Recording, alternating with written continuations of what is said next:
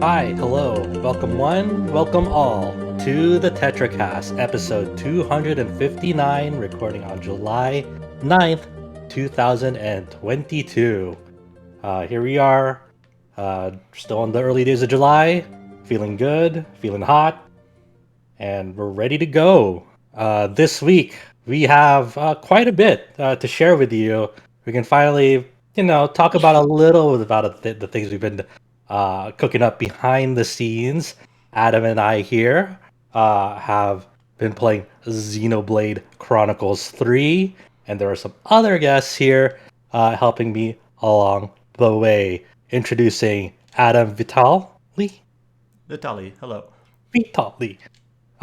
James Galizio. Hey, folks. Chow Min Woo. How's it going?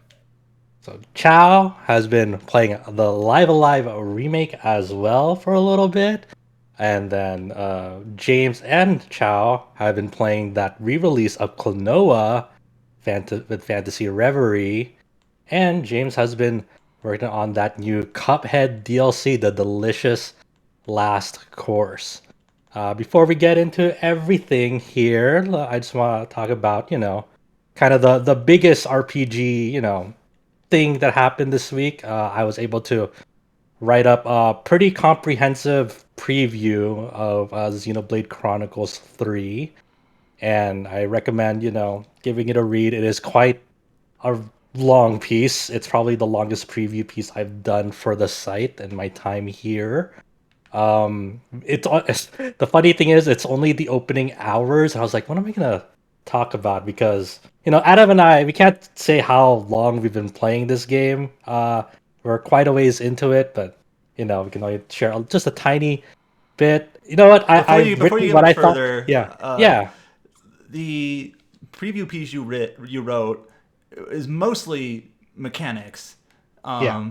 Because these Xenoblade games have a lot of systems kind of overlapping with each other, and then no spoilers here really. Anything we'll discuss story wise is like premise, stuff that's been revealed or is like revealed very early in the game, and there are things we could spoil, but we're not going to. Yeah, we're not. But So people can read what I think about it so far. But I want to hear from you, Adam. Just when you first started Xenoblade 3, like what really stuck out to you? Um, so I guess unlike how do I put it?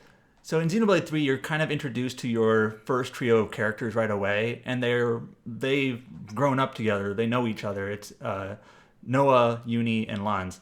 So like that's already a little bit different from like Xenoblade 2, for instance, where you basically have boy meets girl kind of sort of paradigm in the storytelling, and it's all centered on like their relationship. So like the character interaction is a little bit different from the start because you have these three people who basically know each other as like almost like siblings really, and so that kind of has like a different feel to how the characters work. But then of course the situation that they're in is they're basically fighting a war, and so you immediately have this is what's happening, this is what's going on, and from there you kind of start to learn about the two different factions. Shortly later in chapter 1 you meet the other trio, and this is kind of inevitable that they're going to meet and be in conflict with each other and eventually join up. That's not a surprise or a spoiler.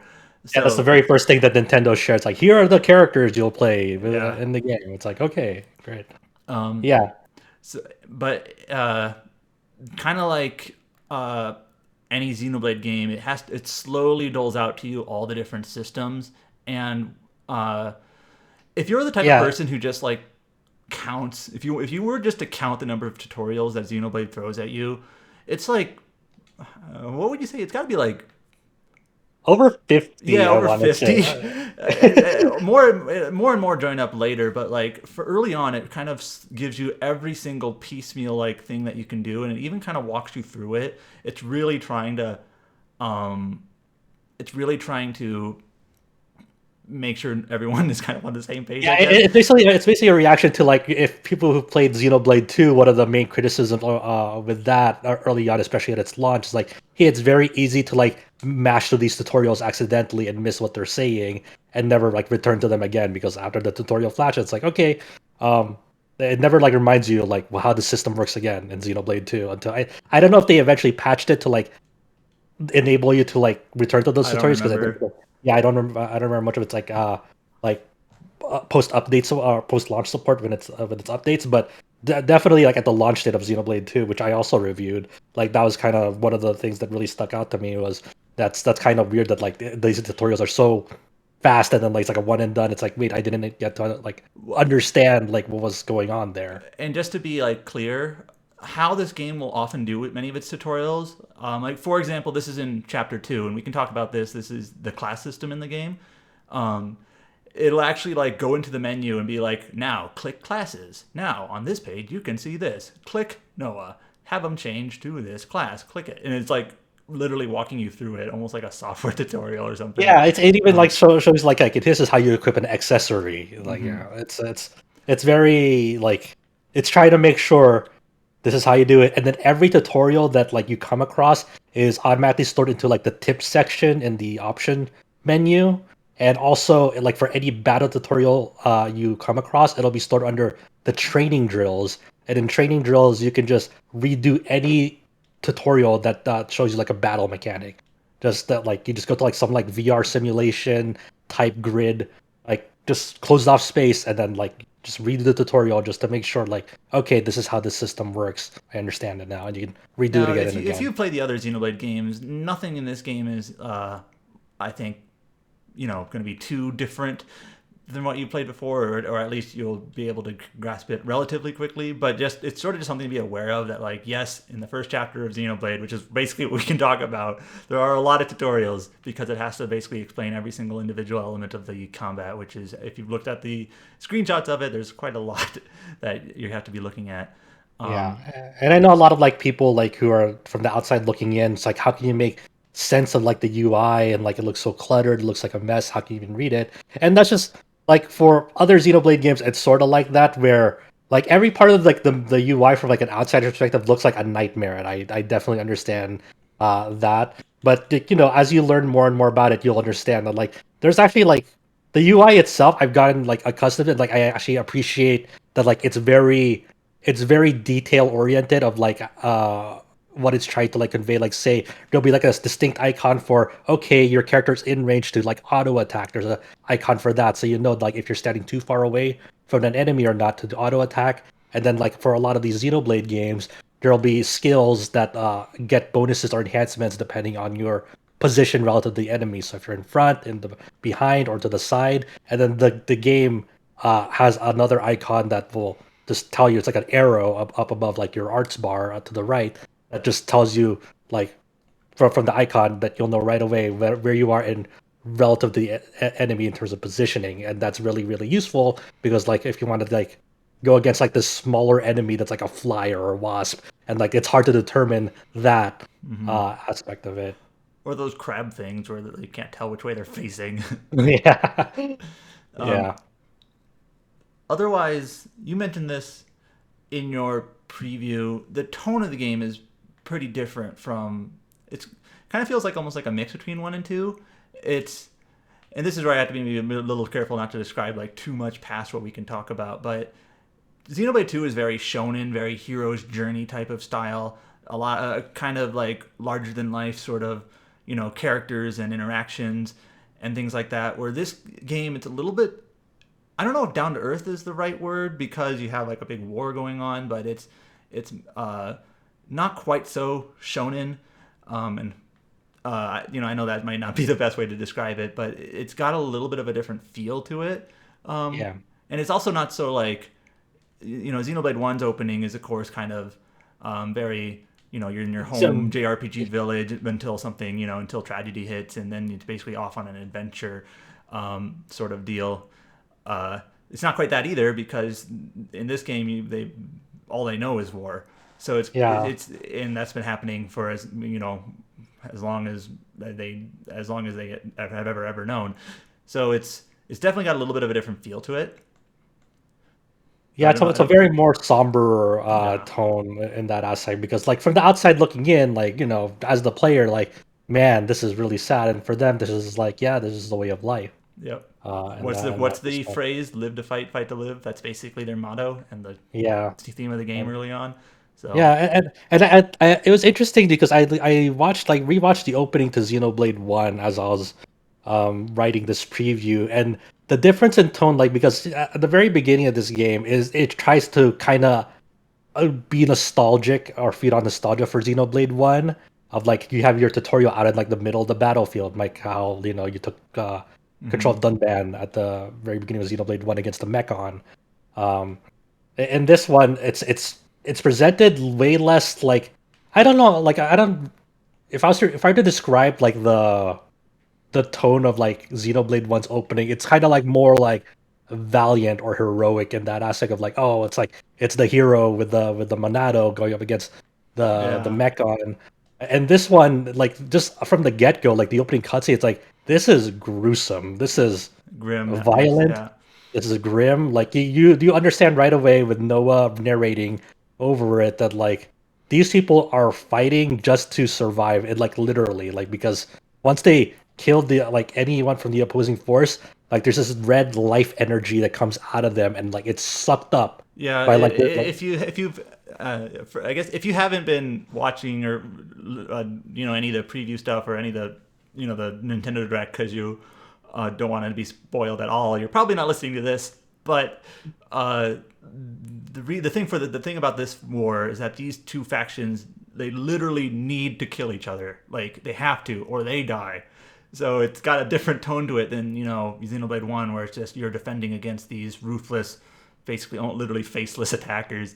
Um, so that makes it different. Where like these people don't necessarily want to kill each other, like, but they have to. They literally have to, because you have to absorb the other faction's life to live. So yeah, kind of changes things when that's the case. So yeah. Yeah, so and it's the opening hours, like you said, is more made tutorials. You get to explore like the opening zone around like the Colony 9 base settlement camp that like these first three characters are in, and a lot of this like tutorial side quests, and it's you just can fight while swimming now. yeah, you can. It's a revelation because I didn't know that coming That up. was an early like holy shit. Even though it's just a small thing, really, it's just like But you yeah, can fight it's while such a big thing swimming. for Xenoblade. Yeah, because every Xenoblade, like if anyone's played any like prior Xenoblade, like they will remember like having to like, how do I get the attention of this like water creature to come towards me? Like I could like, and I'm out of range of like throwing a rock at it, which you can still do in this game. But like I'm still out of range. Like how do I get it towards him? This one's like just go get him, just go get him, champ. Yeah, I will but say, in terms of the mhm. first chapter, after like the opening sequence, this is maybe putting it a little bit more harshly than I mean, but I was sort of like bored for a bit when exploring the first zone. Maybe it just kind of like felt sort of same old and like, this feels like Xenoblade again. And you only have the three characters instead of the six, so it kind of feels um, maybe a little bit like stripped down than what the game becomes.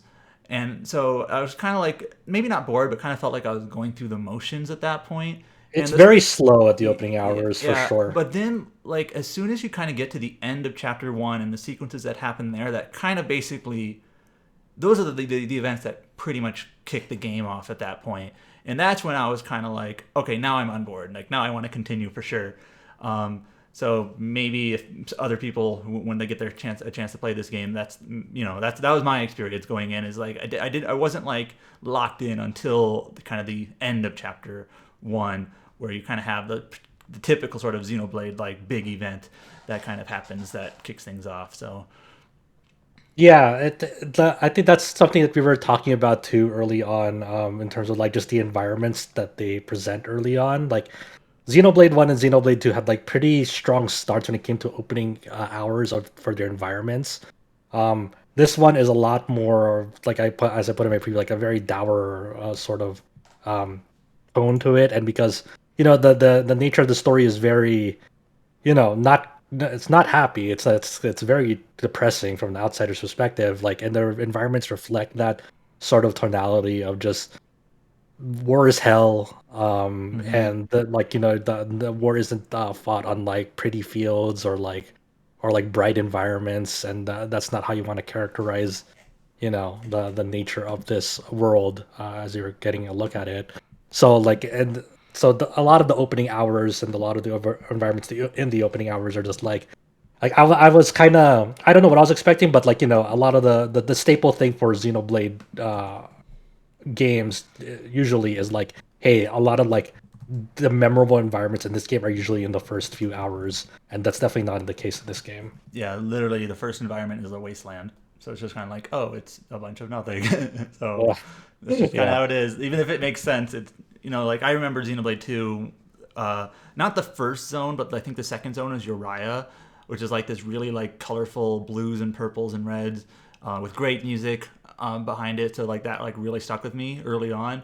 But yeah, it in Xenoblade 3, there are some good environments later that we can't talk about, but the early ones are kind of just like battlefields. So just kind of Speaking how of it is. music, I hope people like flutes when they get into this game, or you will Yep. learn to love flutes. Yep.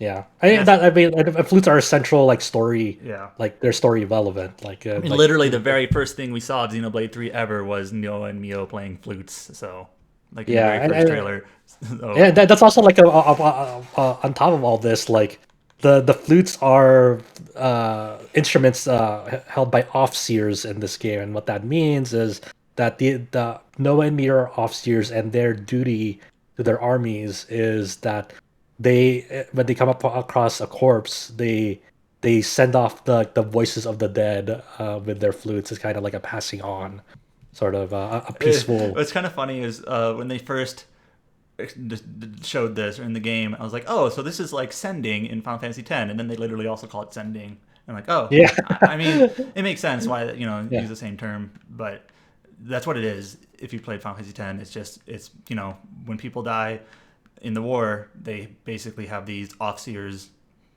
play their flutes, play a melody that sends them to literally. I think I could say it's back to the queen Yeah, of their yeah, yeah. nation. So kind of like a heaven.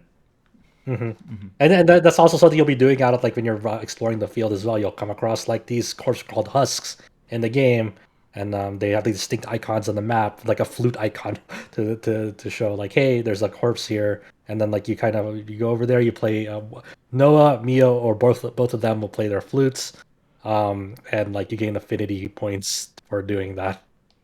Just just the kind of like a sentimental thing almost. It's like you don't have to do it, but it's almost the right thing to do almost as To be well. honest, it kind of that mechanic kind of feels like just a small little micro game thing where just they had to put some stuff in the map other than just enemies to fight. So it's like, all right, there's Yeah, gonna be a few husks that you can send away to get some points. yeah. So And there's also like instances out on the field where like there's like two opposing sides fighting each other that you can like just go over, and yeah, then it'll just like pop and say, "Who do you want to like side with?" Like early on, you won't have a choice, but like later on, you'll have a choice of like, do you want to side with this side or this side, and then and then you're not really picking a side basis of like I'm interested in supporting this side. You're basing it off on like, do I want experience or do I want like a currency to out of this? You're really, I assume most people are just gonna be looking at like the rewards on like, okay, I'm gonna side with this because I want this yeah. reward instead. So you're talking about the skirmishes, and so Yeah, like honestly, like when it comes to like the game design as a whole, the skirmishes and the husks that you find across the map honestly don't really amount to much. They're you can almost forget about them, but they're just like small little things that you can do on the map that you'll run into here and there. So you like honestly you could probably describe this game and not even like in pretty thoroughly without even touching on those two things at all because they're kind of minor. So So something I didn't really touch upon in my preview, but I've been playing with English voices. I think you have been too, and I generally like the English voices a lot more than in Xenoblade 2. it feels like it's better than Xenoblade 2. I'm not sure about 1. The thing is Xenoblade 1 obviously came out well later, like in English, so when they were localizing it, the game was done in Japanese. Whereas 2 and 3 now obviously came out simultaneously. It kind of felt like, and this is just speculation on my part, that Xenoblade 2, maybe just the fact that it was coming out simultaneously and maybe came out just it kind of felt like it came out hot and maybe they just didn't have a whole lot of time to like make sure the takes were done well or whatnot, and they maybe didn't do any sort of lip matching or anything like that, Where here it feels like they put a little bit more like thought into things like that. I mean, it feels like yeah, the takes are done better. It feels like there's better matching to lips, so it's not so jarring. Um, yeah, Out of the main six, who do you which English voice do you enjoy the most? I like Mio. Uh, Mia? I like Mio and Noah, and I like all of them except it's kind of funny that Senna, even though they're all British voices, her voice is like sounds the most like Valley Girl, which I think is fine, but it's just kind of a little bit different than the rest. Uh, Yeah. Uni is fun. She kind of has like she's very, how do I want to put this? I like Uni's the most. She's my favorite out of like the main six. She's kind of sarcastic. Yeah. She swears a lot. I mean, British Mhm. swearing, so like arse. Uh, so she's kind of a bit of a potty mouth, but yeah, I do think overall it's better than two. I never really like Rex had I think a good cadence I think, but like anytime he had to like yell, it would just kind of Rex just has awkward. that weird thing where like he got better as the game progressed, but early on it was like pretty rough. And Like you have then to get used to it. Pyra's English voice, I kind of felt like she was scoffing all the time. Like imagine like all like kind of just scoffing in every line, and it kind of just came weird to me. I imagine like in your head it's kind of like, oh man, I have to go to a voice recording session again. Yeah, um, but yeah, it's and we mentioned this in the preview too, or you did. Unlike Xenoblade 2, if you want to play in Japanese, you don't have to like go to the eShop and click the Japanese voice download or whatever. You can just switch it. So that's nice. So Yeah, it's it's just just built in. all Yeah, you don't need to yeah, download it's all anything. there. It's already there. It, So I don't. It is a pretty chunky download. I didn't actually check like the exact file size on it, but it is. It took a bit for me to download it. mhm. So that's kind of like the cost you take. It's like, hey, you want both the tracks in there, voice tracks in there. Well, just We be can. prepared for that. Can we talk about heroes? Yeah, we can talk about the We can't hero talk about mechanic. specific heroes, but we We can. We can't can talk say about the identity of heroes, but we yeah. can talk about like the mechanic itself. So if you want to chime in on that, go for it. So this is one of those things that like when they first revealed that sometimes there's a seventh party member, I was sort of thinking like originally like Final Fantasy 12 ish, where Final Fantasy 12 you have six characters and sometimes a seventh, but it's only like four or five throughout the game at certain points. And that's what I was thinking, just like, oh, at certain points of the game, a seventh party member will join up. But that's not really the case. It's really literally once you unlock this hero system, you will always have a seventh member with you, always. And this is pretty much like the carryover of the like the rare blade system from two. In that, can we say how many there are? I don't remember. There's quite a lot. There's quite a lot. There's more There's than quite a five. chunk. There's quite a There's chunk. more than Yeah. five. Yeah, and, And and to be clear, like the main like caveat with these hero characters that you can have in your party is like you can't play as them, like you can't switch yeah, over to them as playable, but they'll be in your party still, like fighting along. Like, you just can't like take control of them. yeah, but they're literally with you the entire time, and by the Yeah, time you get into like the main run of the game, you'll you'll always have one with you, and you'll basically swap them out for various quests that they might be involved in or whatnot. And there's certain ones that are healers, certain ones that are attackers and whatnot. Some are more story relevant than others.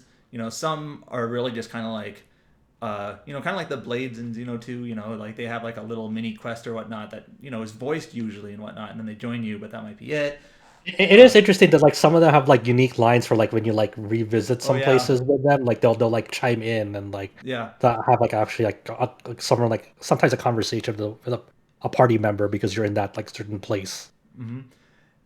Yep. So there's a little bit of just kind of unique dialogues there if you have certain heroes in certain places. They don't really participate in the story, so like it's not like if you have a hero on you and then you like do the next story event, the story will pretty much kind of pretend they're not there usually. So it's more of just once you've done their like hero quest, they're with you as you're exploring and whatnot, but they don't like they won't show up in the cutscene usually, or if they do, they're just like a model in the background. But that's Yeah, I think it's a pretty smart kind of takeaway from the blade system. There's no gotcha, you know. or element or anything like that. You'll always run into the same heroes in the same places and unlock them Well, the same there is way. there's actually like one mini RNG system where like Yeah, but not you can related we to the can heroes. yeah we can talk about this because it's like it's still within the guidelines, but like there's a certain point in chapter 2 where like you can like fire up this device. It's called a fabricator, and like you can like just put in like in-game money that you earn in game. It's there's nothing, no real money element, just in-game money that like and then it'll pop out materials. And like sometimes the materials it may have may be like something used for quests or Yeah, something like that. what I think this is, if you played Xenoblade, you know there's a lot of collectibles, like tons of collectible items. There's like hundreds and hundreds. So like in the first region, which is like the wasteland region, there's collectibles you can get on the map. You literally run over them and you pick them up. That's similar to past Xenoblade games. But also on the map, there is this fabricator that you basically just spend money on it and it spits out collectibles at you. And I'm pretty sure it's just like a kind of a randomized selection, like gift bag of collectibles you can get in the Yeah. area. So Oh basically, yeah. rather if you needed like, oh, I needed some of these random collectibles you get in the wasteland, rather than like running around and picking them up, you can just like let me go to the fabricator and just like feed it money and it'll spit some out at me and maybe I'll get what I want. So that seems to be the utility of it. It's just like it's another option to just to get the collectible items that you can pick up. So Yeah. rather than having to run around and pick them up. Now I will say there is a lot to this game. We are not talking about. Uh, Yes. There's just a gigantic amount, and we could share it with you at a later point, but not right now. People who really like the Final Fantasy V's job system will oh really like yeah, this game. yeah. That is basically It's what the you're getting with this game. So in terms of like game flexibility, Xenoblade One probably has the least because your characters pretty much have set roles. Like Shulk is your attacker, Dunban is usually a tank, I guess Ricky is kind of a grab bag, and Melia does magic and all that. Xenoblade Two, you had flexibility because you could swap out your blades, and even though like you had like the defender and the healer and what I forget the terminology they use, but depending on the blade you used, you could kind of coordinate your party that way. Xenoblade 3 is similar in regards that it's very flexible, that any character can eventually be any class, and you can cross class. Even though Uni starts out as the healer, she can be an attacker. You can use attacker classes on her. I'm not at the point yet where I can like min max and like decide like who is actually the best suited for certain classes or whatnot. If there's any like real significance there, but in any case, there's a lot of flexibility in terms of how you want to do it. And as you and I are playing through the game, past where we can talk about here, we're actually been discussing like, I wonder this class here, like if you use this class in conjunction with this like ability, how well that'll work, or with this equipment. Yeah, it's kind of okay. This is weird, like the detail, but um, like the only thing that like kind of affect quote unquote affects like a person's like compatibility with a class is like when you hover over a class and you kind of get like some notes about them, they'll have like a grade rating on them. Like say Oh yeah. like Tyon has like maybe a B rating for Noah's class sword fighter. What this means is like all that rating says is like how much class points they'll need to like rank them up. So like if they have a lower grade rating, that means it'll take longer for them to rank up with them. So like if Tyon had like an S rating with sword fighter, he'd be able to breeze through those sword fighters levels fairly quickly. Unlike if it had a D rating without sword fighter, it would take quite a bit of battles to rank that But up. I wonder though, once it is ranked up, if the rating actually matters, like in terms of like their capability. Yeah, I'm not sure about that yet I haven't either. really. The thing is there's a lot of classes in the game, so even at the point where I'm at, well past what we can talk about, I'm always swapping them around to kind of have other characters learn other classes. Kind of like you would in a Final Fantasy V. You're always swapping classes around. The game does have a really nice auto kind of auto build. So you change, let's say you change Uni from a healer to an attacker.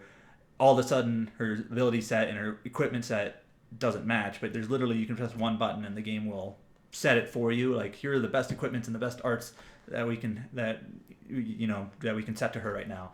And Yeah, and the real thing about like ranking up those like classes is because you get like you you normally have three arts and a talent art at the left. for your current equipped Oh, class. you're gonna get into the weeds here. Like it's kind of, wait, you had a thought going. I don't want to get into it until you finish your thought. No, all I was gonna say is that Uh-huh. it's pretty painless to switch classes because you Okay. can just press a button and then the game will automatically kind of like reset them up. That's all I was gonna say. You're gonna talk about okay, there's like 4 Well, skills and I'm 3 gonna arts try and a like talent art. I'm gonna try to like simplify it as much as I can, but like it's kind of like almost vital to understanding like why do I want to do this in the game mainly, right? Because Why cross like class? exactly, and the main like reason for people who have been following like the trailers and info about this game, you'll kind of know that like Noah's side from Kevis and Mio's side from Agnes. Obviously, they're opposition at first, but the way that their arts work at first with their initial default classes is different. The Noah's side with Union Lands have their arts on a cooldown like Xenoblade One. Mio's side with Tyon and Senna have their arts like Xenoblade 2, where their arts fill up every time an auto attack hits. So like remember like for Xenoblade 2 players, like they had this like trick of like, hey, once an auto attack hits, go like flick like the movement nub really quickly so like your next auto attack comes out faster because that was like Rex's animation. So like that allowed them to like charge up arts faster in that game. So it's kind of like that where you can sort of manipulate it, but every time your auto attack hits, it'll charge up that. So they both of them are fundamentally different because one works on Xenoblade One systems, one works on Xenoblade Two systems. Not exactly because there's no elemental orbs like Xenoblade Two in the game. It's just like only for arts cooldowns on that aspect. Also, So there is no wiggling. oh yeah, there's no wiggling. Yeah, you're There's no right. wiggling. Did It's you probably try a it? good thing to be honest. Yeah, I tried it. Of Yeah. course I did. Uh, Because um, Xenoblade 2, literally, like, you would do, like, a 3-hit combo with your auto arts. Uh, but they're actually, so if I remember Xenoblade 2 correctly, like, if you just had Rex wait, like, he would do, like, a 3-hit little, like, his own little combo. But it was almost better just to have him wiggle and just do the first hit of the combo over and over. In this game, there's nothing like that. Your auto attack is literally just the same attack every time in sequence, and if you move, it's not going to make it come any faster. there's So actually there's actually like a hidden stat for it of like auto attack intervals, yep. like time between auto Yeah, attacks. So you can yeah, actually you can you're find right. equipment and whatnot, and even or gems that are like reduces auto attack interval by 20% or whatever. Yeah, So yeah. So you're right. Um, so the reason why you want to level up classes is because as you're ranking them up, they'll start getting things called master arts, and these are arts that like you can always equip on them no matter what skill they are. The only caveat is that it always has to be from the opposing side's classes. So yep. like a character will always have a set of arts that work on cooldowns and a set of arts that work on auto attack cooldowns or auto attack attacks Yeah. charges. So and depending on what class they are, let's say like if Mio has Noah's class, then her master arts must now work on must be one from the opposing side, so it has to be on auto attack because Noah's class works on cooldowns. Mhm. So it's basically just a character must always have our three arts, three of them on cooldowns, three of them on auto attack recharges. That's basically it. It seems more complex than it is, but it isn't. And then there's this whole system where like if it like as you have seen in screenshots when like two of them are lit up, like you can choose to like fire them both at the same time and they're both charged up to do a fusion art, and that basically allows you to execute like the primary skill with the added benefit of the master arts effect Mhm. on it. And then that it'll affect some other systems we can't talk about, but But that's again, kind of the gist of the it. game will tutorialize all of this. Yes, the game will tutorialize all this step by step. I promise you, and you can redo the tutorials if you There have been complete a them. few times I've actually have gone back to the tutorials like, wait, what was that? How did that work again? Mm, Uh, and it's nice to yeah, have. So yeah. So it's yeah, and for people like me, I haven't really like manually changed everyone's outfit to like all look the same. I always let them rock the outfit of the class, no matter what. So like there's a lot of like really fun like appearance changes oh yeah. for people and outfit changes that they can do when they equip a class because like everyone has like sort of like their default like clothes that they always have with them. Like Noah always has like the undershirt. But when you equip a class, you also have like their outfits on you as well. Like they wear like the sword fighter has like the red jacket. So Well, like if like you have yeah, like for example, Uni, her normal outfit is like a green and black hoodie, and if you have anyone else as the healer, they'll also have the green and black hoodie. yeah. You know, And some of them are like some of them really work really well with some of those outfits. what Too. I actually realized that I don't think this is a spoiler. So they No. before at the very beginning of the game, they have like their like military uniform, which is different than like the uniform they pick up later, which is kind of like the main one they have in their like key art or whatever in the character art. You can actually put them in that military uniform again if you want. Yeah, yeah, yeah. Like if you want, like they will never wear that outfit because it's not a class outfit ever again normally, but you can put them back into it if you want. It's kind of fun. Um, It's anything it, else you want to mention for now for Xenoblade 3? uh, there's a lot like we Yeah, it's there's a a lot we lot, can't but talk about. yeah, well, we can definitely get more into it once we're allowed to talk about it. You know, we're And gonna definitely we'll and revisit I know it. a lot of people don't want spoilers at all, and probably Yeah, aren't listening to this yeah, if so. But I'm curious to see. I don't know. I feel like it's definitely a Xenoblade game. Like there's no doubt about that. But it is just you know the tonality of it and the style of it is a little bit different. So I'm kind of curious to see how people take to it. So yeah. In some ways, like Xenoblade 3 so far has been like it's kind of a natural evolution of not just one and two, but there are definitely like some parts of like Xenoblade X that has made it into this game in like a really yep. surprising way. Can we talk about Um, info? That's kind of yeah. I don't remember info? the info. What do you mean info? The info thing that you like eavesdrop on people and learn stuff. That's from Oh, Cross. yeah, So yeah. I I don't think mean, was that yeah, in yeah, two. yeah, yeah, yeah. No, no, I don't know if it was in two, but it's definitely in Cross.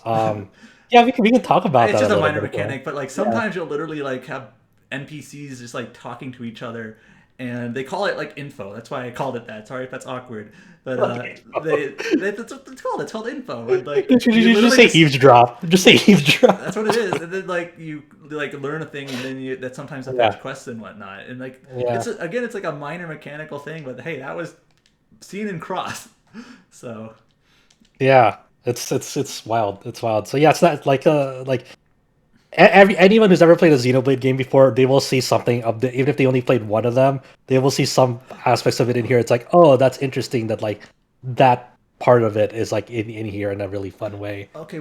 Um, I think the last thing to touch on. I've seen a lot of people wondering this. mm, Do I need to play Xenoblade 1 or Xenoblade 2 or both to play this? And I think kind of this is kind of like based on what I know past what we can talk about. I don't think you have to play it. It's again one of those things where it's like you might get more out of it. Uh, it's but like in terms of like is it absolutely required? No, it's definitely not the type of sequel where it's falling on like the same plot line, just like continuation. It's not that, but there are things in it that like for example the characters have designs that are clearly based off of characters from other games. Like Uni's wings are clearly the high Entia wings and whatnot, and Senna has like a flame hair kind of like Brigid in Xenoblade 2, and like what does that mean sort of thing.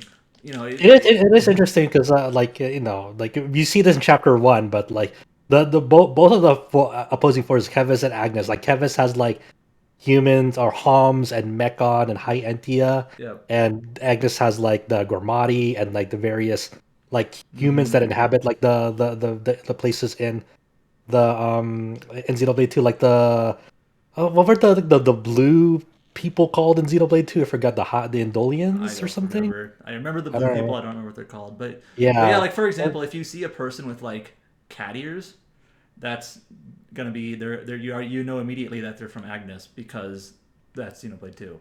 yeah, but it's Uh, interesting that like they never ever like in chapter one they never really mentioned that like, oh, you are a Hom, you are a yeah, Mechon. there's no those names are not mentioned in the game at all. Yeah. It's just one of those things you notice, like okay, the characters from this side are more from Xenoblade 1, and the characters from this side are more like Xenoblade 2, and I am not who knows what that means.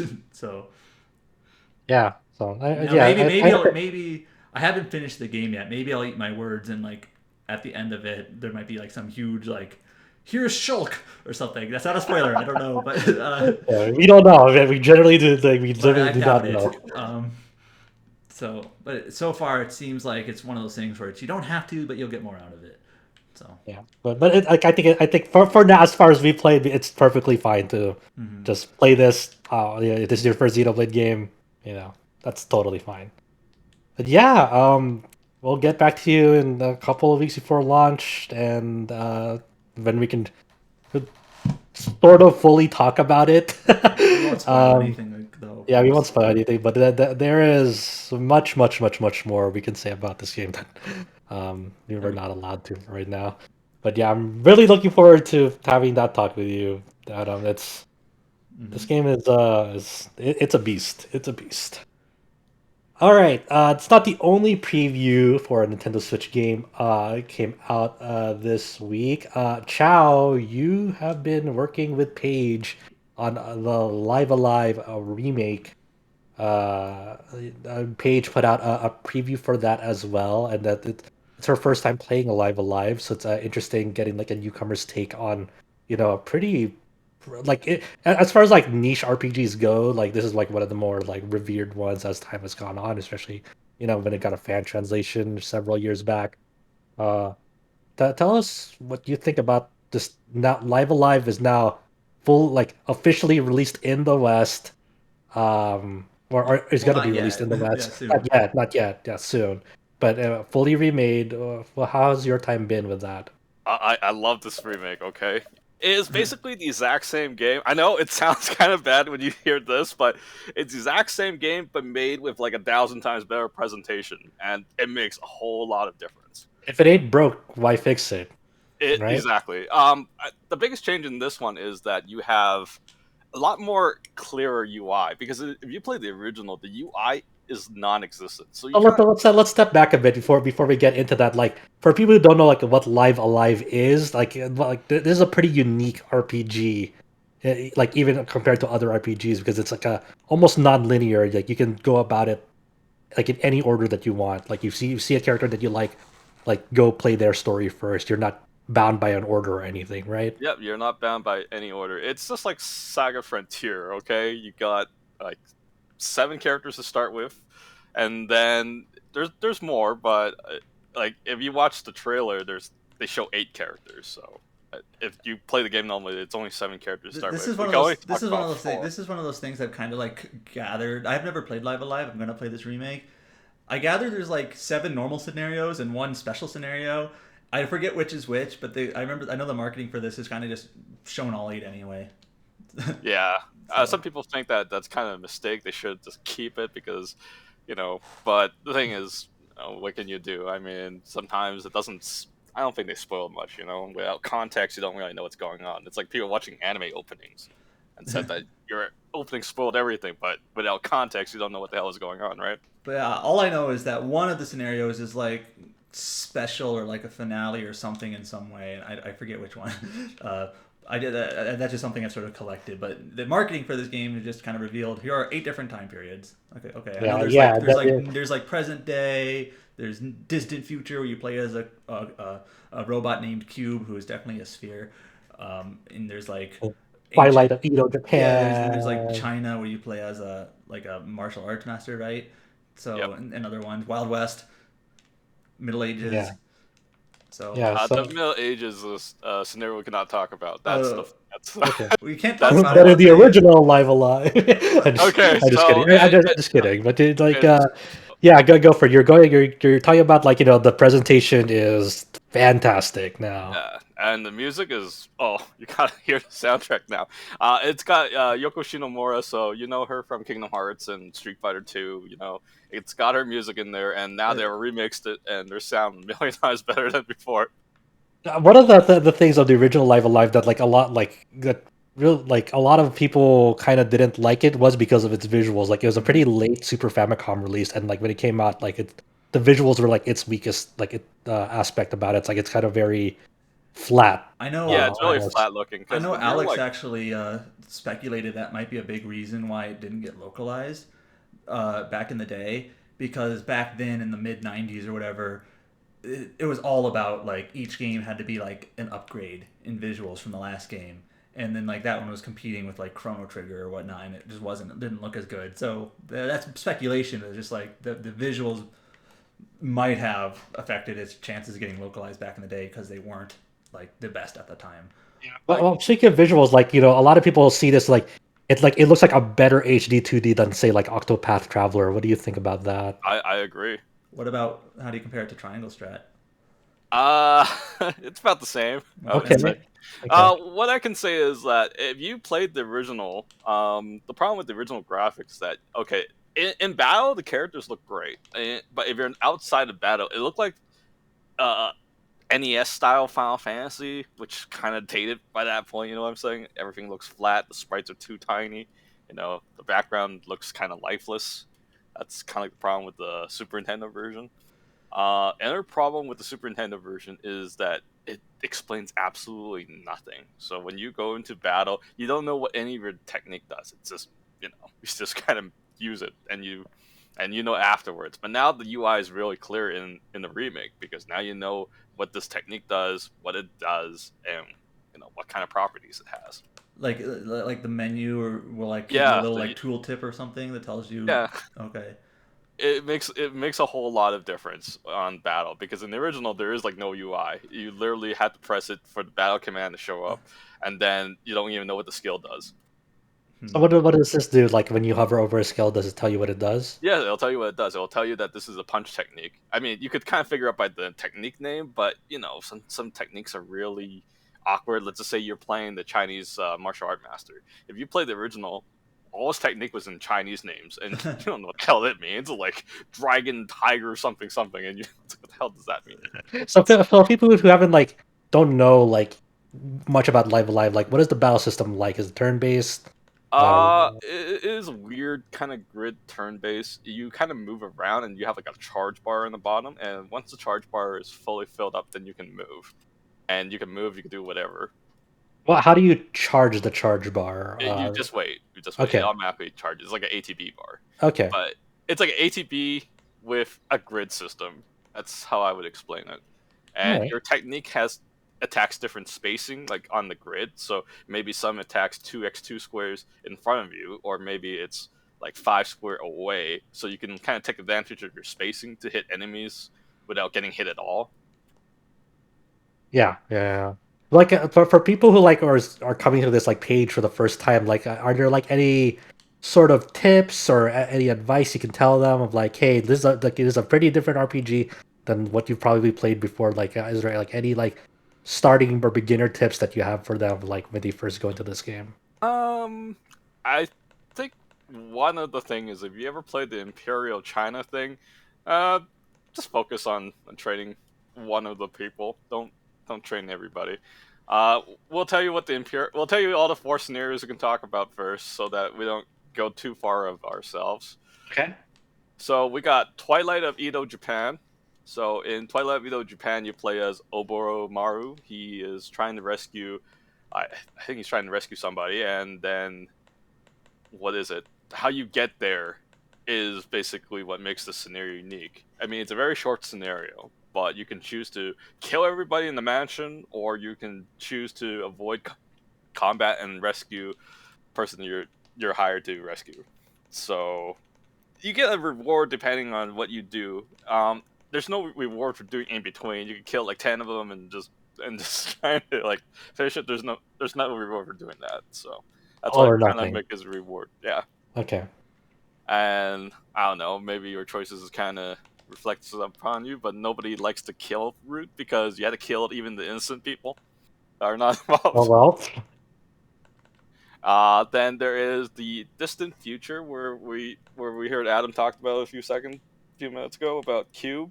You basically play like a system robot that will go around and trying to meet the crew's commands. Like, oh yeah, this crew member needs help, and you need to find what they need help for. This scenario, I don't think it was that popular in the Super Nintendo version because it was very how do I explain it? Because in the Super Nintendo version, there's no objective marker, so it's a lot kind of harder to figure out where to go because you just kind of talk to this guy, then talk to this guy. You just kind of keep talking to random people. But now there's an objective marker. It kind of changes the whole scenario completely. Okay. Another thing that's different about his scenario is that he has no combat unless you engage in combat. So it's like imagine playing a scenario and it's like, oh, where's the combat in this? There is none unless you choose it. Okay. Yeah, Uh, like, every scenario is like very, very different from one another. So very like different. yeah. And we have the Imperio of China, which we talk about it.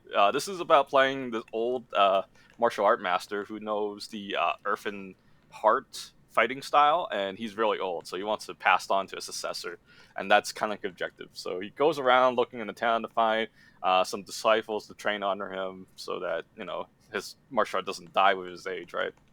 Uh, what's funny about his scenario is it's kind of like we're kind of like playing a video game version of Fist of Fury. Have you ever watched that movie, the one with Bruce Lee or Jet Li? Yeah. It's kind of like the exact same story structure. A master god trained a disciple, and there's a whole revenge arc. Yeah. And then the Wild West scenario is that you're this what is it? You're this cowboy guy. I don't know, the Sundown Kid. You're like one criminal. You went to this town and you find out these guys are being oppressed by these bandits, and then you choose to help them. This scenario is kind of like watching a story of Seven Samurai. These guys can't help themselves, so they need someone to defend them. So it's probably like Magnificent Seven now.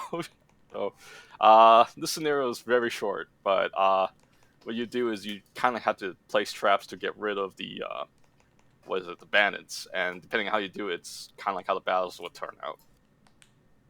So those are the 4 scenarios you can cover. So is there anything that you want to talk about from each scenario that you're? Well, I'm interested. How do you feel about the localization of it? Because this is like the first time it's gonna be like in English officially. Like you definitely played like the fan translation of the original. Like how do you like did they update the script at all, or is it exactly the same? Like They took a lot of liberties, but I think these liberties for the better. There's a scenario that I can't talk about, and uh, they have some really funny things that they say in there. There's even some meme dialogue that it's reference to other games too, but yeah. I can't talk about that scenario, Mhm. so I can't really Yeah, reveal. I think I remember I forgot who tweeted this the other day. I'm sorry if I for forgetting the name, but someone did make a good point that like fan translations are like the be all end all of like getting a game known and recognized. Like there are still a lot of people who like when Live Alive previews went up, it's like, oh, what is this game?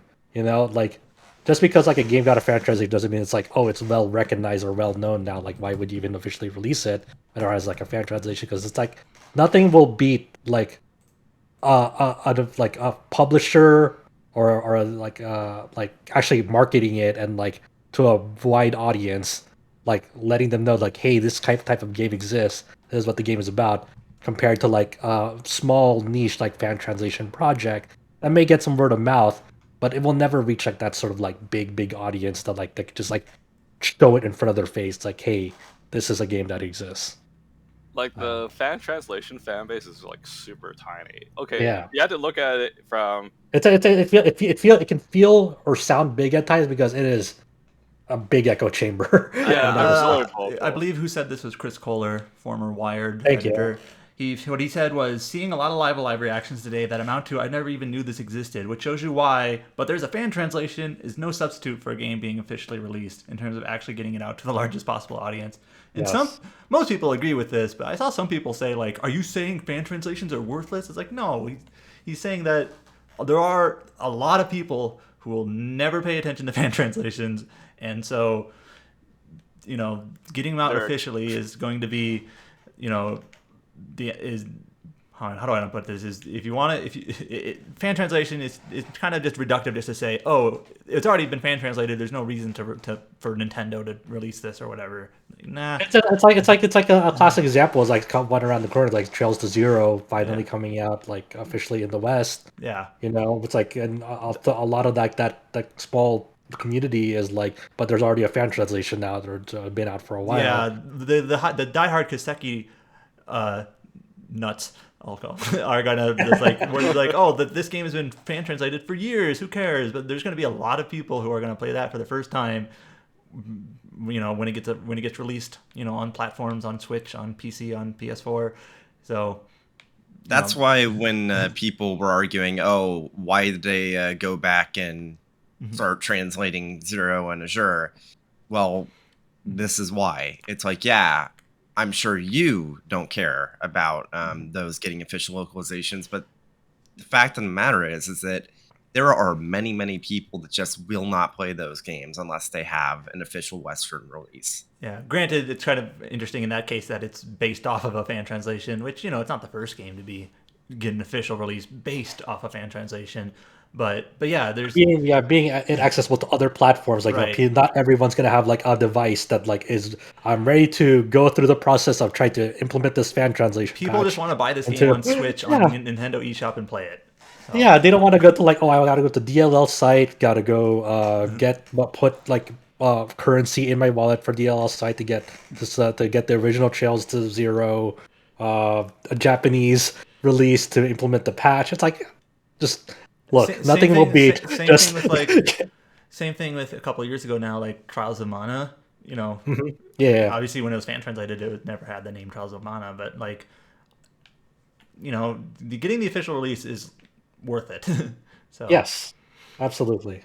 Yeah, you just bring the game to a broader audience. Because when I think about it, okay, there is only like a very small percentage of the player base that does pirating, maybe like 5% of the entire base or something. And you gotta take that audience and reduce that by maybe even half, because they would have to put down the work to put the patches, and nobody wants to go through that shit. So that's how niche the ROM translation community is.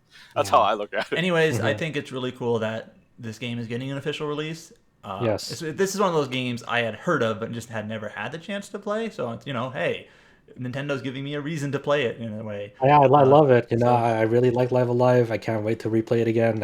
I've only played it maybe twice. I love the original, so I maybe I'm biased here, but I know. I think that's good. I think that's really good that because going into this, like, you already love the original, but like if they fucked up compared to the original, you would notice right away.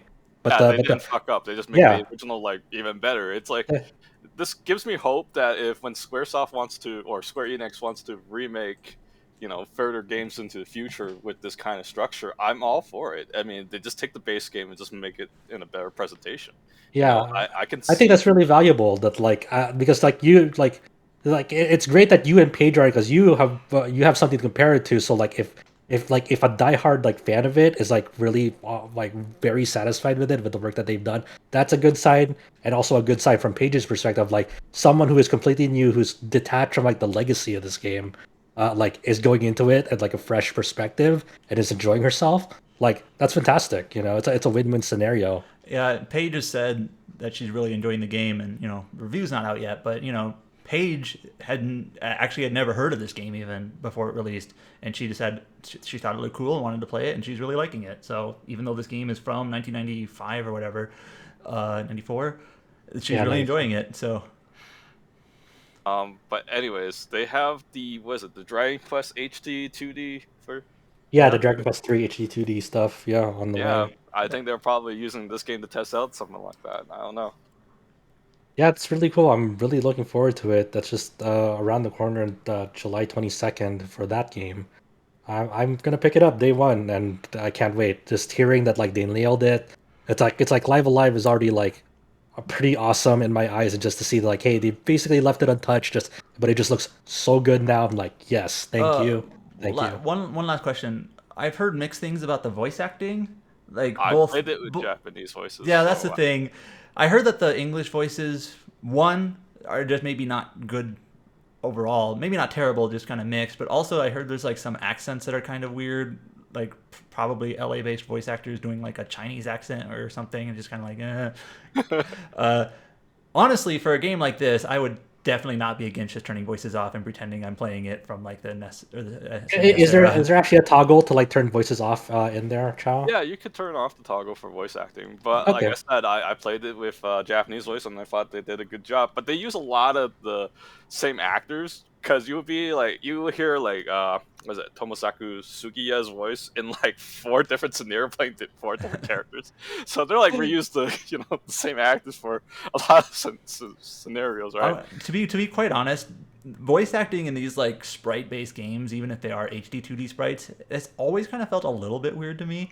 Even in like Octopath Traveler or Triangle Strategy, just hearing voices coming out of sprites. Maybe I'm just old. Yeah, I feel you on that. I get that So sentiment. I'm definitely, if I hear a voice that it's just like I don't like this, I'm just gonna turn it off and pretend I'm playing it, from 20 years ago or whatever. Well, like yeah, like for me, like it's just gonna be like it's kind of like does this have a text speed option, Chow? For this one, can you like make the text instantly appear?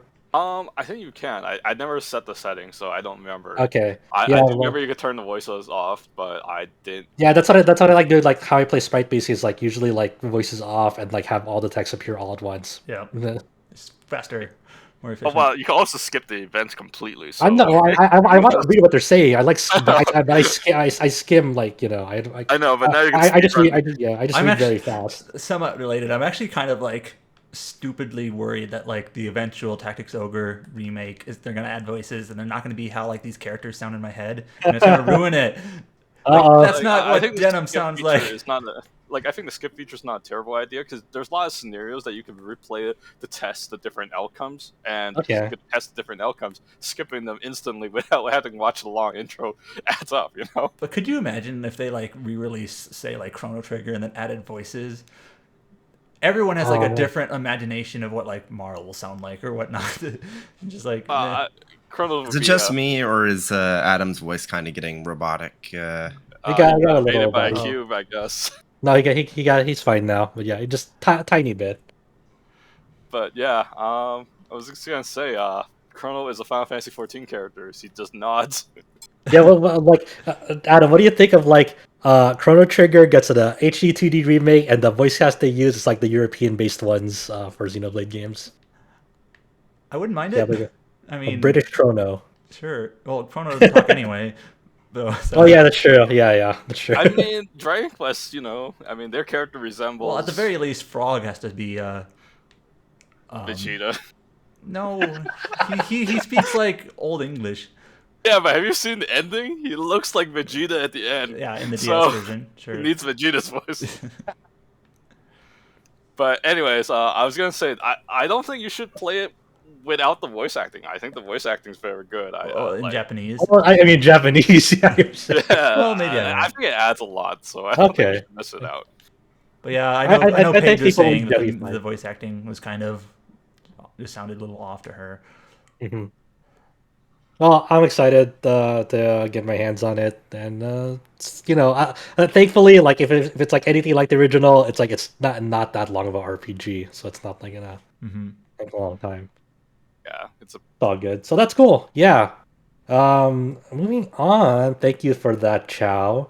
Klonoa sees new life on modern platforms this week. I think Klonoa Fantasy Reverie has both Klonoa 1 and 2. Am I correct? yes, that is correct. If I So remember Jim, correctly, I'm not very familiar with Klonoa. It's like Klonoa 1 got a re-release on Nintendo Wii that was a little bit different, and like this version of 1 is based off the Wii version and not the original, something like that. Yeah. Yes and no. Okay. It's very clearly using some of the models from the Wii version as a base, but the overall art style has been tweaked to be more in line with the PlayStation 1 original, though it's obviously not going to be one-to-one. Okay. Like, when you have such a massive difference in fidelity, it's really hard to kind of capture the same. yeah, James and Chow, tell me about Klonoa. For people who don't know who Klonoa is, let them know who Klonoa is and what are these games. So Klonoa is a 2.5D platformer game. It's basically Namco's try at making their own mascot character, like Sega with Sonic and Nintendo with Mario. You play as Klonoa, who has, what is it? He has a ring that can What shoot. animal is Klonoa? Yes. What animal is Klonoa? I have no He's idea. a I can wahoo. say he looks like a cat, but he's also not a cat. I Hmm. don't know what he is. Cat, rabbit, skunk thing. All right. Go. Okay, continue. Okay, but yeah, so in the first game, Klonoa, was it he hears a meteor crash or something, he wants to check it out with his friend Hupao, and Hupao becomes an object to power his ring, which shoots wind bullets, and with the wind bullets, you can catch enemies, you can use it to double jump, you can use it to throw it at things, and that's basically how the game works. Um, what is it? Let's see. If we could talk about the sequel as well, uh, which is basically exactly the same game. Did they I like think add, I think that's not fair to Klonoa too, because here's the funny thing. So I'm guessing you've played the series before, right, Chow? Yes, I have. I haven't until now. I have a lot of friends that have played through it, which is the reason I picked this up to kind of like support the series potentially coming back, hopefully. It's one of my Um, favorite games, so I highly recommend it. There's one thing so I forgot to mention though. anyway, let James finish his thought. um, so it's like you always hear people talk about Klonoa 1 because I think it was the one that sold better. Like Klonoa 2 bombed so poorly. That's the reason why there's only been a Wii remake and nothing else in the last like 15 years. I think Klonoa 2 is way better in the first game, and it's wild that nobody really talks about that. But we'll I get to also that. agree with that sentiment, but the reason why I said they're same is just their gameplay hasn't changed much. That's what I meant. A friend of But- mine described Klonoa 2 as having shitty Sonic Friends energy. Is that true at all? Yeah, I- it's do nothing. Yeah, Except for kind Polka, of. maybe. Yeah. So in 2, you joined with a priestess named Lolo, who powers your ring, and then there's a sidekick that doesn't do anything unless you play 2 players, and I don't have a friend to play with, so I'm sorry. But that's in Klonoa. But there's also one thing I forgot to mention in the Switch version for the first game, because the game, when it was remade on the Wii, they redubbed the game so that they got rid of the gibberish, and they redubbed it in English. Or if you buy the Japanese version, it was redubbed in Japanese if you don't want to play in the gibberish language. They got rid of the gibberish language. I think the reason they got rid of it, or not the gibberish, the Japanese or the English dub of it, because they figured that nobody cared about it. So why bother redubbing the I don't know game? much about these games, but I'd like to play in gibberish. That's how I'd play it. Yeah, they had a gibberish. I'm just saying they got rid of the actual actual language. They dubbed it in English and they dubbed it in Japanese for the. But now they're back to gibberish. Yeah, so it's just the original That's how I'd play PSX it. audio. Yeah, that's kind of cool actually. To be honest, like it's like playing Monster Hunter games with Monster Hunter language. So yeah, they got rid of that. I also think that the reason why they didn't want to redub the game is that in the second game, some of the VAs have passed away already, so they probably don't want to trying to go through the Negotiate hoops. that. Yeah. Okay. I mean, like if the gibberish language is like the more in line with the spirit of the series, then Yeah. 100%. One of the most voted helpful reviews on Steam right now is just literally people posting the gibberish lyrics for an in-game song in 2. that's fantastic. Yep. We're stepping in, okay? So how have they been? How have they treated like the re-release? Like what's the quality of the port, the enhancements, and all everything like that? I don't know which version you bought, James. I bought the Switch version. I bought the PC version. How's the frame rate? on Switch? It kind of chugs sometimes, but not bad enough that you kind of get annoyed. It chugs on What's the cap on Switch? Does it reach 60 on Switch or just a cap to 30 normally? It looks 60 to me, but it Okay. could be 30. My eyes are pretty bad. I can't tell you. Okay. But I see it chugged where your gameplay's not going smooth. All of a sudden, you just kind of chugs a little bit. It happens in the intro. It happens in like chaotic scenes when background changes like rapidly, but not jarring to the point that you don't want to play, right? Okay, and how's the PC release, James? So the PC version of 1 is perfectly fine. I have absolutely 0 issues. 2, on the other hand, has some pretty terrible frame pacing. Uh-oh. So maybe that's the same thing, because what I'm mentioning is on 2. It's not in Okay. 1. Okay. So yeah, it's weird. I've seen some people say that even the PS5 version of 2 has frame pacing issues, and now I have like a Weird. friend that says that either they haven't noticed it or it doesn't have it. One thing I did try was, so I played through 1 I was intending to play both of these on my Steam Deck. I ended up playing just a little bit of one on my Steam Deck because My I Steam Deck got. came in this week, by the way. Just as Oh a yeah. side note, Um. I got the whole the Steam Deck in my hands. Yep. But yeah, so I ended up playing most of the first game on desktop. I'm actually like choosing, not just because I want to play it on Steam Deck, but I'm choosing to play 2 on Steam Deck because it makes the frame pacing a bit better. Because Valve software 60 FPS cap is really, really good at cleaning up frame pacing issues. There's still some problems with Klonoa too, but it is way better. It feels better running at 60 FPS on my Steam Deck than 144 FPS on my desktop because the frame pacing is that bad. Have the developers acknowledged this problem Nope. yet? Nope. It's only been out a day and a half, so they Okay. haven't really had much time. Yeah, hopefully they clean that up. But that's something I'd like to play. Like I only played, I think, a little bit of the first on PS1. I never got the Klonoa. This is But also hey, I mean, you have a Steam Deck, so you don't have to Yeah. worry on that. Yeah. So I definitely want to pick it up and like support the series for more of those to come out. And But there's one thing I would want to say is I recommend turning off the tutorial. I think the most annoyingest thing they added in the remake or the port is that they added tutorials for everything. They treat you like an idiot now. It's like, oh, did you know you can press B to jump? Did you know you can use a wind bullet to catch enemies?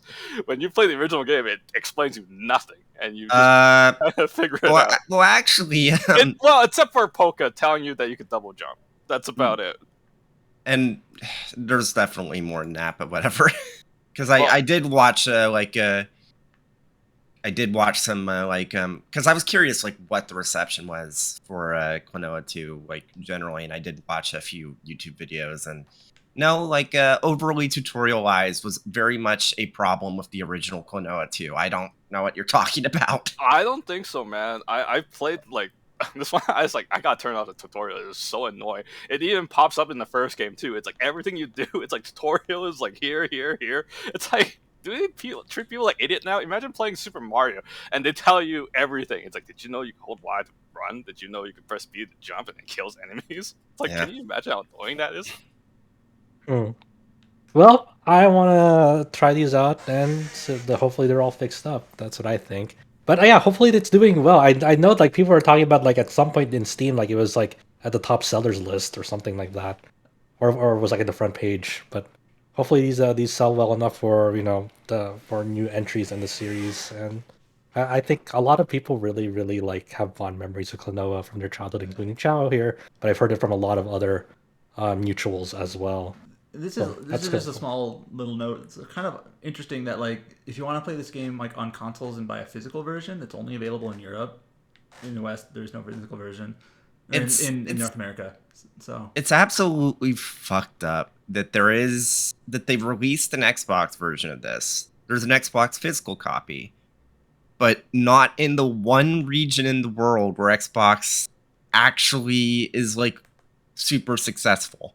I don't understand Bandai Namco most of the time, so when I hear that, I'm like, yeah. I've seen a few people importing from Europe because they just want the physical version. So. Yeah, don't even get me started on the apparent issues with regional pricing on Steam. It's like £50 or something like that. It's bad.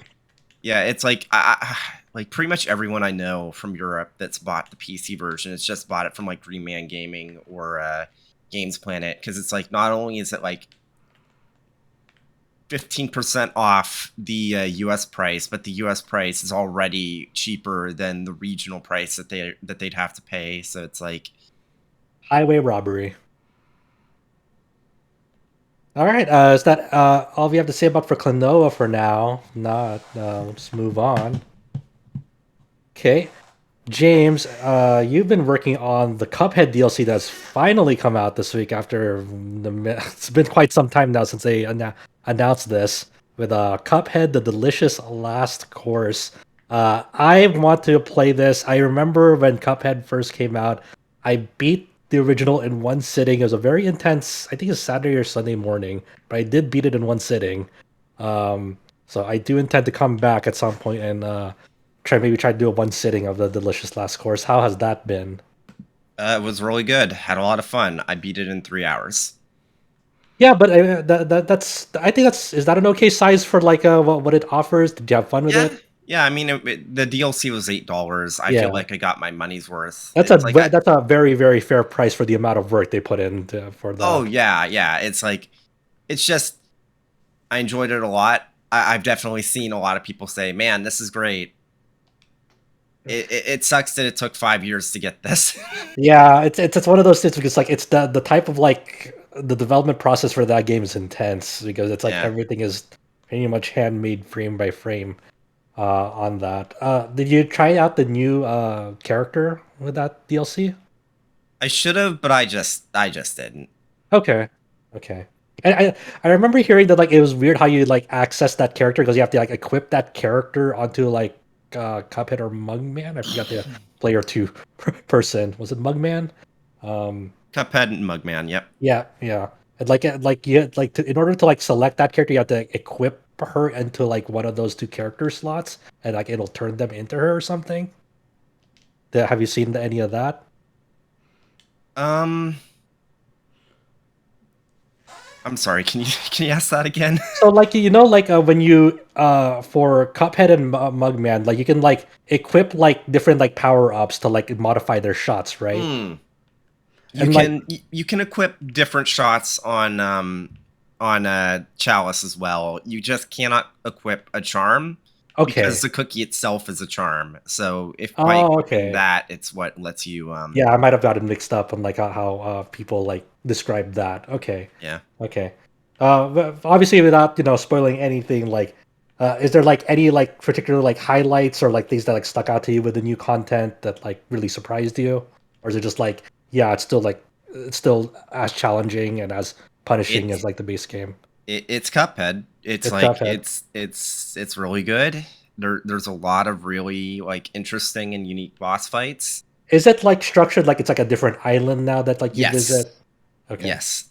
The game outright calls it Inkwell Isle 4, so it's basically a fourth zone. It's a little bit I'd say it's a little bit bigger than an island in the base game, but not by too much. You So need it's to like have beaten the base game to access it. no.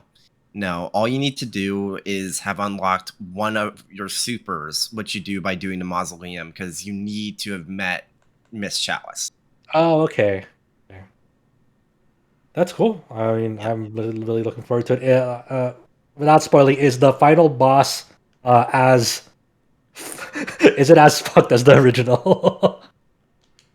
I've seen some people say that the final boss for them was harder. I don't Oh, think it was as hard for me, but okay. also there is a new shot type you can get called the crack shot. That it's a straight shot that deals like normal damage, but if you don't hit an enemy with it, it'll like split off into a smaller shot that does slightly less damage, but will home in on an enemy. Okay. So there's definitely a few things that they've added that aren't explicitly an easy mode, but have definitely made things a little bit more manageable. But it still has Especially like the same like mechanics of like, hey, if there's like a pink or purple like object or projectile, you can like jump on top of that.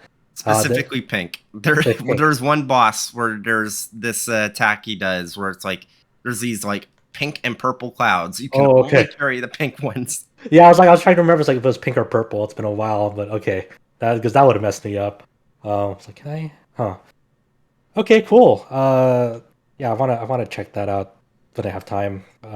Anything else you want to talk about with Cuphead? Like, are there anything like what do you want to see the studio do next after this? I don't know. Obviously I think they probably want to continue doing the hand-drawn aesthetic stuff, but actually I want them to do something that's more traditional video game like visuals because obviously like the aesthetics of Cuphead is the one thing most people talk about, but I don't think enough people give it respect for just being a damn good not running, we'll say run and gun, because Yeah, it's very responsive. It's very snappy. it's very responsive, it's very snappy. The boss designs are all very inventive with really unique gameplay. Like even in the base game, like pretty much every boss was completely unique. Yeah, I love the face change transitions that they do. A lot of the like unique animations, like you're going to like the next form of the boss, and the way they go into there Yeah. is really really cool. Yeah, Yeah. so it's like I see that and it's like I don't want to have to wait 6 years for them to hand animate every single aspect of your next game. Maybe I'm the odd one out here, but I would much rather them just do a normal visual style so it only takes 3 years to see what else that they can make. Yeah, I mean, and also like I wonder like how sustainable it is to keep on doing that because it takes such a long time to develop. Like it's I kind of with you on that, and it also keeps that style fresh because like when they let's say they do like a more quote unquote normal video game like in terms of like development process and style, like And it'll make like the next one when they revisit that style and process like that much more special. It's kind of like how some people have started to like kind of wait on like the HD 2D formula from various Square Enix published projects because like it was very novel when Octopath Traveler came out, but now that we have more and more and more of these releases coming in, like to some people, like that magic is starting to get lost because it's starting to really be more prevalent in more projects. yeah, I think the thing that stands out to me about the Cuphead stuff, though, with the visuals, is that it's very clear that the main reason this took so long was because of that visual style. Because even though there's less bosses overall in the DLC, you can tell just looking at each of the bosses, and like the developers have even outright said this, that there is probably more animation frames in the DLC than the entire base game combined. Wow. So it's like it's clear that they really like, and I appreciate it. It looks amazing. It's like probably the best looking game I've played this year, which I guess is kind of cheating because Cuphead was the best looking game I played in like 2017. But I mean, it's fair. Yeah. But yeah, it's I like like when they first said this is gonna be $8. I'm like, that feels like a steal almost. yeah, I think like how many copies of Cuphead sold? I want to say it was like 7 million now. Wow, was it that Something. much? I haven't really checked up on sales Uh, for Cuphead. they said that they sold 5 million in 2019. So it's almost definitely past 7 million now. I think I saw that headline somewhere. I'm trying to find it, but it's like yeah, I wouldn't be shocked because again, like if it was already at 5 million like 3 years ago. And it definitely seems like the type of game that has pretty good legs. Yeah. Good word of mouth. Yep. All right, cool. That wraps up for what we've been playing this week. Adam and I continue to chug along in Xenoblade Chronicles 3. Chow with Live Alive remake. Both James and Chow on the Klonoa Fantasy Reverie re-releases, and James beating the Cuphead DLC. So we have preview pieces that I wrote for Xenoblade Chronicles 3 and Paige did for Live Alive. And now for the news. If you thought there wasn't enough Square Enix related news last week, boy, do I have to tell you. Square Enix, for some reason, will not let up on the news. They're like, we will monopolize the news for these 2 months, and no one will stop us. We have a new look at Valkyrie Elysium and a release date that is coming out on September 29th for the PlayStation 5 and PlayStation 4 versions, and the Steam release will be coming later at November 11th.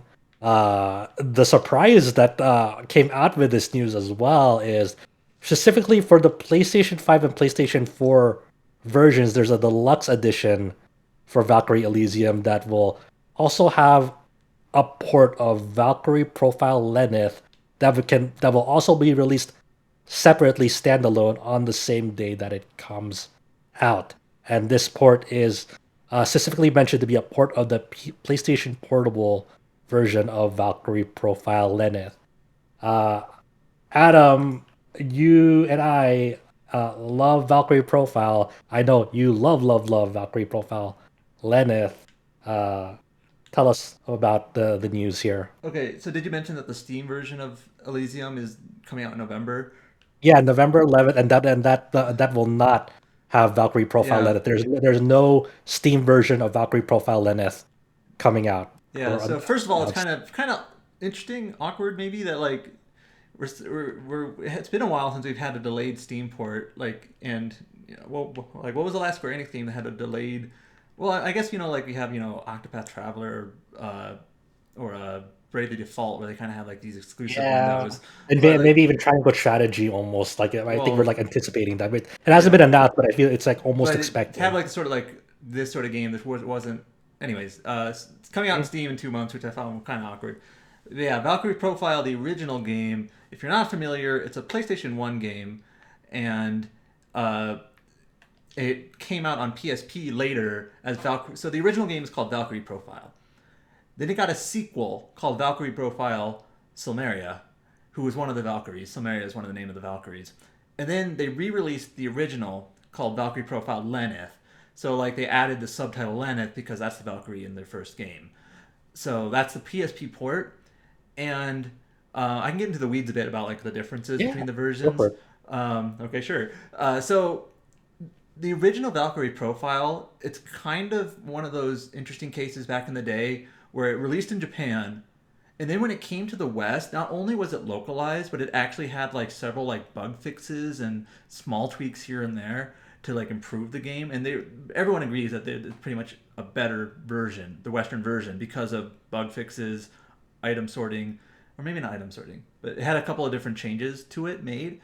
Um, and then when they released the PSP version later, that version was based off of the Japanese PlayStation 1 version, not the English version. So kind of like those bug fixes were kind of like Back undone. again. Yeah, so Yeah, I was wondering why they were back again because I played the original too. yeah. I played the original in Japanese as well. There's one thing that really bugged me is like when you fight those endgame bosses, they have their own theme, and when you fight them in Secret Dungeon, you do not hear their theme anymore, and it's like, what is going on I here? remember, I think it's Barbados. Is that the pirate's name? Like that boss fight is pretty much completely different now. And there's a few other things. I want to say there's item sorting in the PS1 version and not in the PSP version, or something like that. I might be misremembering, but like small things. But anyways, um, so the port that's coming is based off the PSP version. The PSP version also had like a sort of a sprite filter on it where it looks a little bit smearier than the PlayStation 1 version. And I know some people based on that alone are like, this version is garbage. PSP version, slight smear, no way. But it seems like this port that was announced, which is coming to PlayStation 4 and PlayStation 5, it's based off the PSP version, they say so, but it doesn't seem to have the smear. So it seems like it's not just pure emulation. It seems Yeah, like there were a few screenshots, yeah, yeah, released for it. and some people have noted like, hey, if this is the PSP version but it doesn't have the smear, so that means it's actually like a port.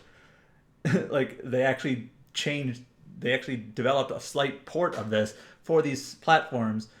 It's not coming to Steam, which is a little bit interesting. And some people are wondering like, doesn't Sony have like an emulator for like they had like the Castlevania PSP games that never got released anywhere off of PS4, and a few others like Patapon, I think. Obviously, that's a Sony game, but like maybe people are wondering maybe they're using that Sony emulator, which is why it's not on Steam.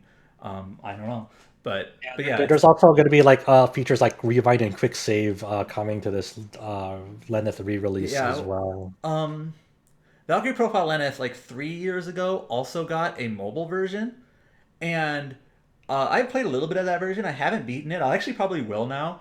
Uh, that version has the higher quality like character art. It's like high res character art. It's the same character art, but it's higher quality, and it has a few other functions like that one also has like a quick save and things. I know some people. One person in our RPG site Discord actually was kind of like annoyed that the new version coming out for PlayStation was not based off the mobile version, clearly based off the character art. Like, so he's kind of annoyed that now the mobile version has the best character art and none of the other versions will have it, sort of thing. And there's no way to really like mod it in, like if like it would be a different story, like if Lenneth, this Valkyrie Profile Lenneth re-release is coming to Steam, because maybe there would have been an easier like avenue to mod it those in, but that's not clearly the But case anyways, here. these are all kind of like nitpicking like small things between Yeah. the differences between the versions. The bottom line is, I'm probably actually going to write up a piece on this. Valkyrie Profile is an excellent, excellent game, and it's unlike any other RPG. And I don't say that lightly. There are no games that are quite structured like Valkyrie Profile. Like, name one, Josh. Like, that has the same sort of, you get like 18 time units or whatever that you can spend on exploring dungeons or doing vignettes or what have you. And like the way the chapters proceed and the way the battle system works, and that you train up units and then you send them out to Valhalla for points and things like that. No other game works like that, as far as I'm aware. And some games have tried I to. can't. I can't. Yeah, some games have tried to like ape the battle system, which is sort of like this. It's not real time, but you press buttons on characters with a sort of rhythm to it to try to get them to line up well to perform combos. Some games have tried to emulate that. For example, Namco X Capcom guys. There was one, the Twilight. There's Indivisible was one. India Indivisible. There was Exist Archive. Exist Archive. Yeah, that's what I was thinking Which is of. actually made by Tri-Ace. I haven't played that game. You have. Apparently, it's not very good. it's okay-ish. But yeah, so Valkyrie Profile is a very, very unique game. I love it a lot. The one thing about it that some people might be a sticking point is that it's very, very, very almost impossibly hard to get the true ending without following a guide, because it's the true ending, you have to have like a certain point value, fall into a certain range at a certain time, and you have to meet certain flags along the way with certain characters. So it's very tricky.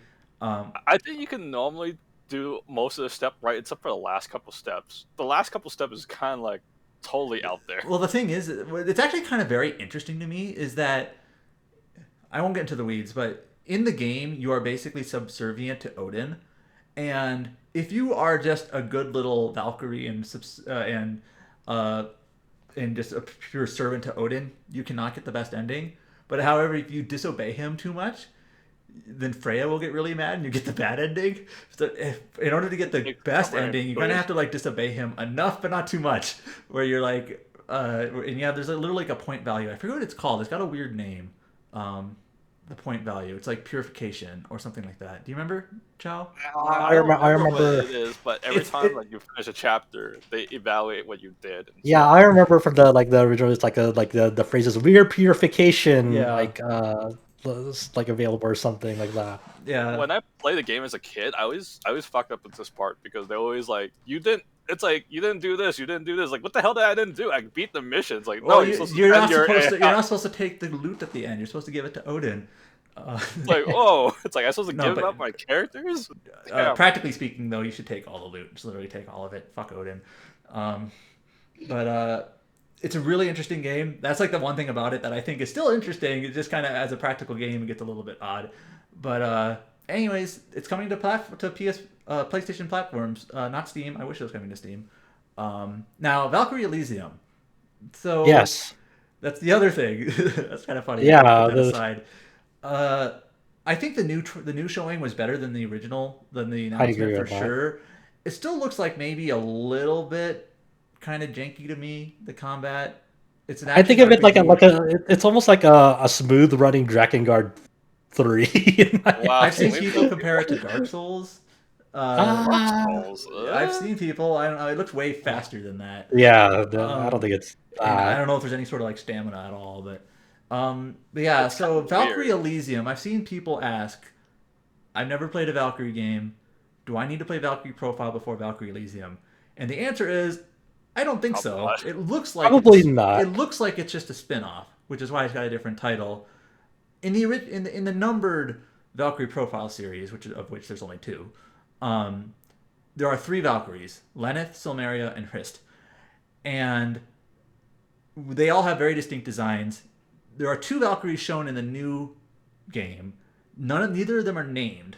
On the website, one of them is called Valkyrie, and one of them is called question. That's like the dark skin, dark armor Valkyrie, and like she sort of resembles Hrist, but not really. I know some people thought it was her, but not really. It doesn't look quite the same. So I feel like it's just a spin-off. No similar characters. Obviously, like Odin is still there. North mythology. Yeah, but he looks completely different. Yeah, he looks very different. Completely different. Like long, flowing hair. This almost feels like an alternate universe. Right.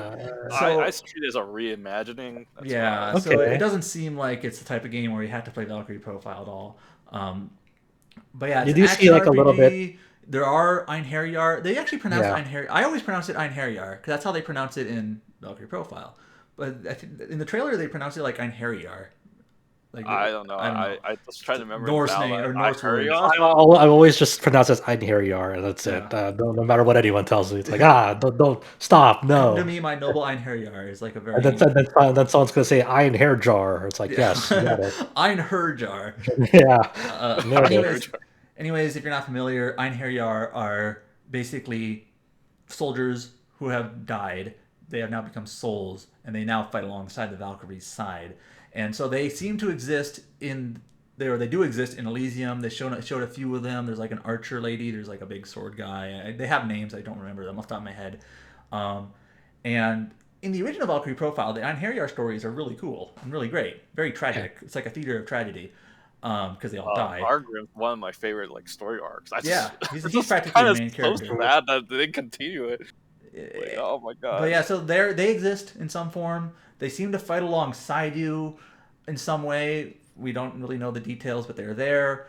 The trailer also showed like some traversal things. Like there's like a I don't know what you call it. Like there's like a warpy jumpy thing.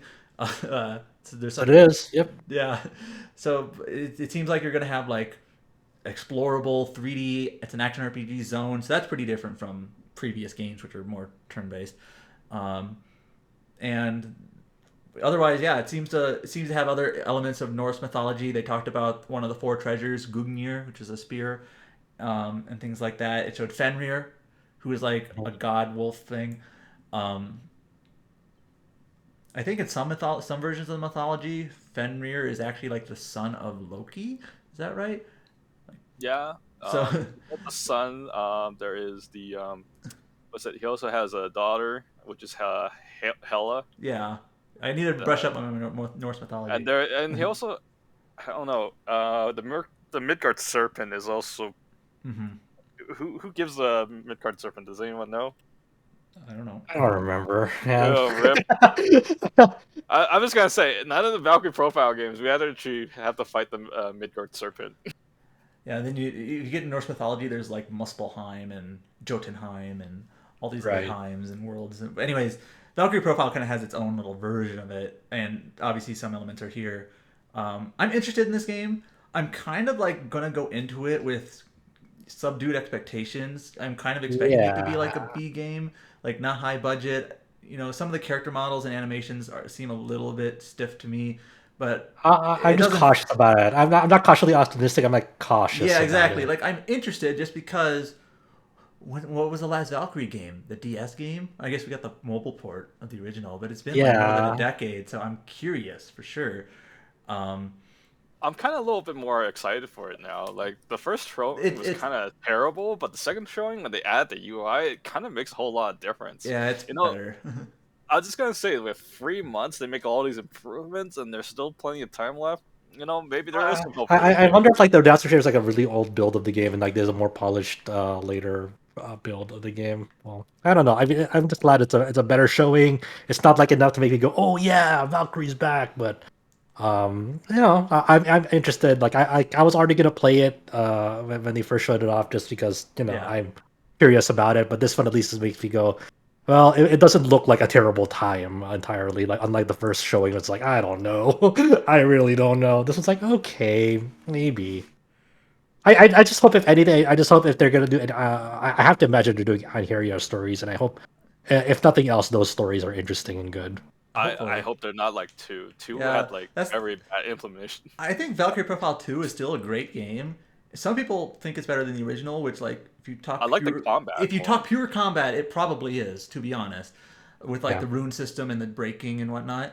But the fact that they turned Einherjar basically literally into weapons you find in the ground, that was really disappointing to me. Yeah, that was not good. So at least this one, it seems like They have yeah, it seems like they're actual yeah, characters. they showed several of them, and then Yeah, so I'm eager for that. yeah. So yeah, best of luck. Just late September. I guess while I'm watching my Well, friend play Kuro no Kiseki 2, I'll be playing this. I'm waiting for the Steam version. And, Because that sounds really cool. maybe if time allows, maybe like I don't know, I'll go play through the console version and review that. Maybe who Hmm. knows? We'll see. We'll see. I don't know exactly what my calendar looks like after Xenoblade Chronicles 3 when it comes to games. That's just my focus for right now. Square Enix, once again, they've shared a lot of info for the Crisis Core re-release of the Crisis Core Final Fantasy VII Reunion. They detailed, they kind of sort of recapped what we knew about like its initial announcement, like showing off like the actual character renders for Zack, Angeal, Genesis, and showing like it'll have a revamped combat system. But then they also like had like a round of interviews to several outlets in Japan, and a lot of people went and summarized that. Just tell us a bit about what Square Enix had to say about Crisis Core this week, Adam. So yeah, so they put up like a blog post on the public blog that kind of described some of the game. Some of it was a recap of the debut trailer and whatnot, but the rest of it was kind of explaining other elements of the game that have been tweaked since. So let me pull it up here. So yeah, it introduces the main characters, which is basically Zack, Angeal, Sephiroth, Aerith, and Genesis, Gact. And then the visual updates. But like in terms of the gameplay, and this is the thing where some people are wondering, is this more of a remake? Because not only was it like a visual facelift, but they're also tweaking the combat as well. It's like, well, if they're tweaking the visuals and they're tweaking the combat, how far do you have to go for it to be a remake? Before we go into that, like I just want to mention, like for Battle specifically, like they mentioned in the interviews, and I'll I was just getting to this. I'll read like what Gamatsu like translated like from the interviews. One of the bullet points was saying like battles have also been significantly enhanced with the idea of improving the tempo. Zack's attacks can now be connected in combos, and magic and abilities can now be selected via shortcuts. By abolishing some of the digital mind wave cutscenes. So remember like that there's like a slot machine at the corner during Crisis Core's things. So that's what that's what it's referring to. So there were like sometimes like when the slot machine connected several like things, it would like have a cutscene to like show like an ability or something. So that they removed some of those cutscenes so battles are more smooth, and then some limit breaks and summons that previously activated immediately with the digital mind wave slots can now be like activated at your own discretion instead of being activated automatically as soon as the slots hit that. Yeah, they also explained in the there's an IGN interview as well in English. There's going to be more ways to like combo abilities together. Not only that, but like the camera has been pulled back and the camera control is different. Again, on the original game, you had to do like the claw camera with the R and L buttons because of the PSP. So that's different. But yeah, so it seems like they made tweaks both visually and, I mean, obviously visually, but also with gameplay. However, they said the producer, let me get the producer's name, said in the IGN interview they're calling this a remaster, not a remake, because like story cutscenes and whatnot, while they will be redubbed in English, like new voices and everything, they're identical. Like the story is identical. They say there's going to be no new story elements. I wouldn't put it past them if there was like some post-credit scene or something. They did mention that like they put like some like additional flair, like not additional flair, but more consistency in some of the cutscenes of like the Buster Sword design. Oh is, yeah, things like that. Faithful like that. But in terms of like if you were to watch a movie version of the PSP game, in terms of like the dialogue and the scenes, it seems like it's going to be identical, other than a visual facelift. But they're calling it a remaster just because it's no different. The producer's name is Mariko Sato, who's developing or producing this game. They did say that the PC version, they actually gave some numbers here, which is kind of surprising. They're targeting 120 frames per second. The console versions will be 60. They didn't say anything for Switch, although it is coming to Switch. They said there'll be quote unquote differences in the Switch's resolution and frame rate. Which is funny. But yeah, so I'm not sure if there's much else to say. We know it's got some pretty significant adjustments to the combat, and obviously the visual facelift is pretty big. Are they changing the voice actors in Japanese too, or is it just the English cast? No, I think Japanese voice actors are the same. They even mentioned like I think one of like the Japanese interviews mentioned like they even brought up like, hey, was like having Gact involved again? Was there like any obstacles and like having Gact still be involved make releasing this game tricky? It's like no, that was never the case. Like Gact was actually already fully voiced in the original, so like we don't have to do any additional voice acting with Gact for this re-release. He's He's all good. Like we've sorted that out. They're probably in the back of their minds. So they're like, thank God we just got him out of the way. we were already done with him. Yeah, we don't need to call him in for more lines. Because Gackt's a big like celebrity in Japan, so it would be a substantial amount of money to get him involved again with the re-release if you had to do new lines or anything. So this is coming out this winter for pretty much every platform, right? So it's kind of interesting to see this game come to like Switch and stuff when no other game in this Final Fantasy redo version is coming. They did have like a round of interviews as well about Final Fantasy VII Rebirth, which is the second part in that Final Fantasy VII quote unquote remake trilogy. Some of the key things they mentioned is like the reason for the delay in announcing Rebirth was because they weren't sure whether it was going to be a 2-part work or trilogy, and also they wanted to like reassure people that like they're not cutting out any locations from the original in like the new trilogy of FF7 games.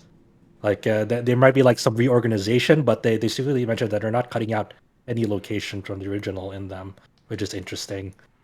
Because we thought that we've like I was originally led to believe, I don't know about others, but like I thought that there'd be a more slimmer version of them because of the scope of them. Yeah. But I thought they were gonna let go of some of the more like optional areas, but I guess not. So, but like I wonder if like in one of these upcoming games will you be able to go to like Wutai and Hole or not? So kind of a side area on the original, and they also said they put it on PlayStation 5 only, mainly for the solid state drive. So in the original game in Final Fantasy VII Remake, you got plenty of those like crawl spaces, which are not so sneaky, like loading screens, basically. So I wonder, the second game seems to be a little bit more. Have they said explicitly that it's going to be more open? Or is I don't think. I think it's more of an assumption, but I mean, I'd have to imagine like if it's going to be like more open areas. I mean, in the trailer, you even outright see like a kind of compass thing on the top, so it's like even if they haven't outright said it's going to be more open, they've basically all but said it. So we'll see how that comes together. One of the one of the bullet points here from Gamatsu about the interview recap is as for whether if the game will be open world or not, this will be announced with the next information release. Cool. So there you go. So a little bit more info on the upcoming Final Fantasy Crisis Core and Rebirth there. We got a new finally official confirmation and release date trailer in the West. Oh, actually, I don't know if this is in the West or not, but at least we got Western confirmation that the DioField Chronicle will also be coming to the West on September 22nd. They released a release date trailer in Japanese.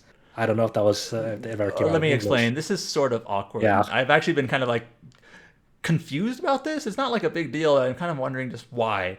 So last weekend, Square Enix had like some YouTube Japanese show. It wasn't like a Square Enix stream. It was some just Japanese show that they were featured on. Introduced that DioField is being released on September 22nd for all platforms, and they released like information on like the special editions in Japan and whatnot. And at the time, I was like, "Oh, okay, so we'll probably get a press release next week in English. It's a holiday weekend in the West. I assume it's just gonna be a few days. They still haven't sent anything, but the merch account for Square Enix's Western like branches tweeted, "Hey, we got a collector's edition for DioField. You can buy it on our store. It's like $170. You get like a whole ass board game." That's really fucking cool. That collector's edition looks bomber. Actually, for that board game. And while I haven't said Isn't it like? Go ahead. Isn't it like $170 for that collector's edition with the board game? Yep. It's like that's all. It's a lot, but hey, Lenneth of Galeria's limited edition also comes with a board game, but it's only $90. Oh damn! There we go. The shade. But the merch account tweeted this, but like they haven't uploaded the trailer in English. They haven't tweeted about it. The official English DioField Twitter account hasn't tweeted since March when it was announced. They haven't put anything up on their blog post. They haven't put anything up on their press site. However, do you think they remember that English Twitter exists for the game? Maybe not. So, I wonder if that's what's his name? The social media guy, is it Sunil? Like, someone needs to just remind him, like, hey, is this your account? You should probably tweet something on it. But Yeah, go DM him or something. anyways, Send him an email. they did go to the Steam page and update the date on that to September 22nd, and they have a little post there that describes some bonus early purchase stuff, like you get weapons and early access and whatnot. It's just kind of very loosey goosey in terms of how they like confirm the English date. There's still no English trailer, whatever. So yes, the date is not really in question. It's the fact that they just kind of have it like they just kind of almost like snuck it under the door or something. Like, here it is. Oh yeah, I forgot to mention, like, both Valkyrie Elysium and DioField Chronicle, do their deluxe editions have early access to them? Yeah. Okay, You it's get a 3 days early access. And Yep. I think Stranger of Paradise was the same, right? I think so. I think it was like for the console version, but the PC version, well, Nah. like they didn't have that. Yeah, But which is a weird thing. But yeah, it's so yeah, coming out on September 22nd for all platforms. There's not a whole lot of other like English media on it because they haven't released any. The website has a fair bit of details on like the characters or whatnot that has been there since it was announced. I'm interested in this game just because it is kind of like something new and different. Yes. So, it looks the new trailer, the Japanese trailer you just posted, looks a bit better than the like just kind of like visual fidelity than the first trailer they put out. It still got a little bit of like this sort of diorama-ish style to it, which I kind of like. A little bit of a stylized kind of like board game piece aesthetic to it. But I'm curious about this just because it is. I think something you and me are different. I think you and me are pretty much gonna like get and play every Square Enix release outside of like FF14 stuff, but like pretty much like all the new releases coming from there. It's like, yeah, we'll try it out. We'll give it a shot. Yep. Yeah, so that's shaping up, September 22nd. If anyone out there, if you want a birthday gift, it's my birthday, just say it. Spike Chunsoft has released another round of info for the upcoming Made in Abyss Binary Star Falling into Darkness game, which is coming out on September 2nd. They have a new trailer up, just, giving a rundown and overview of like the two game modes. One is like following the anime story with Rico, and the other one is with a new create a character original mode. So it's not like a lot of new info. It's just like kind of letting people see like here's the actual gameplay loop of the game. So you have like a preparation phase of like before you go raid, you can like stock up on items, supplies, and then appraise relics that you find in there. They also showed off some of the more gruesome aspects of like people who know Made in Abyss. The further down in the abyss you go, there'll be like heavier curse effects going to your character. So like at some point in that trailer, the created character's face looked really fucked up and not great. You mean bleeding out of your eyeballs isn't a normal thing? Yeah, I know, it's weird. There's also like the several like survival like gauges like physical strength, fullness, and stamina. Making sure that you're always like in tip top shape, and if you're not, then bad things can happen to you.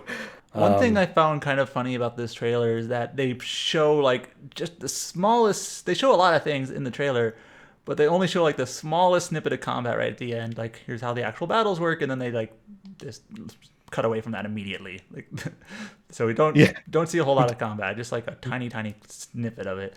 So it's too violent. Well, the thing is like the original anime is not like really an action anime. No, like, it's not like showing. There are action sequences. There's some, but it's like so. I wonder how much like combat plays a role, or is it more like survival-ish mechanics? So they call it an action RPG.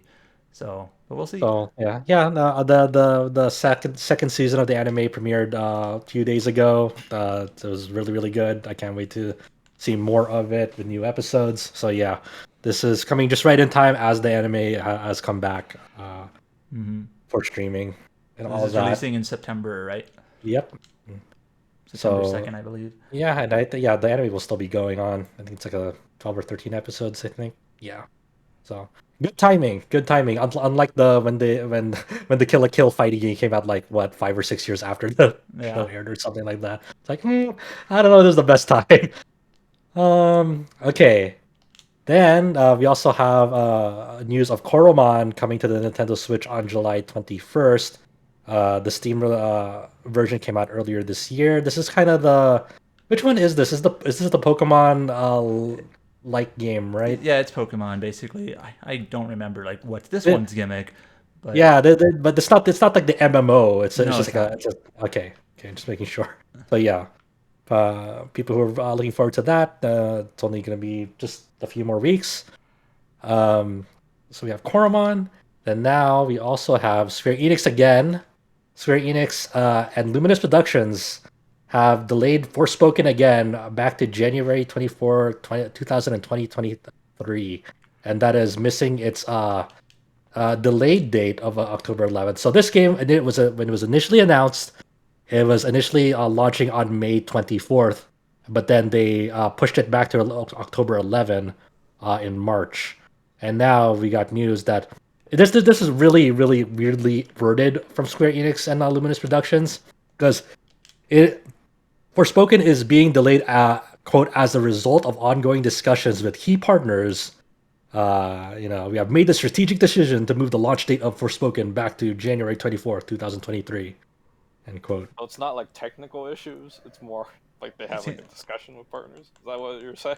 Yeah, it's more like we have a really really crowded rest of the year. Like you see all those Square Enix games coming out for the rest of the year, and also I think they're also kind of afraid of like God of War releasing as well. And now that's been dated like November 9th, I want to say.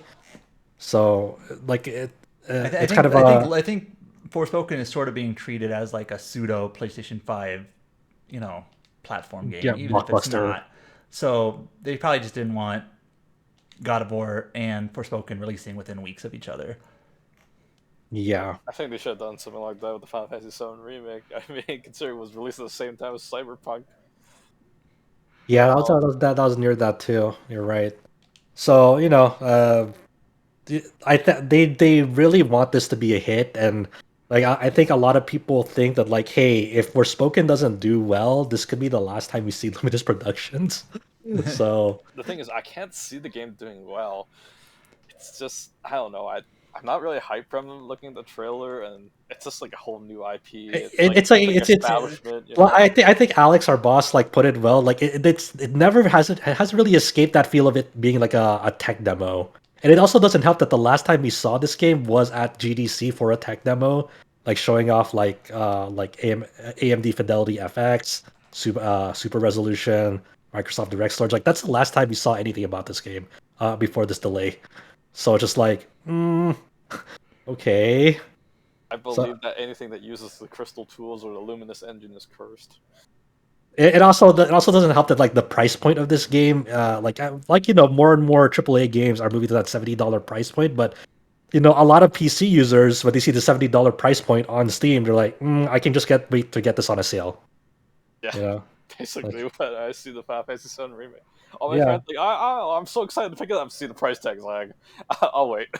yeah. I got like the FF7 remake on Steam like at like $40 on like Green Man Gaming because it was on sale there. And like, okay, that seems okay to me.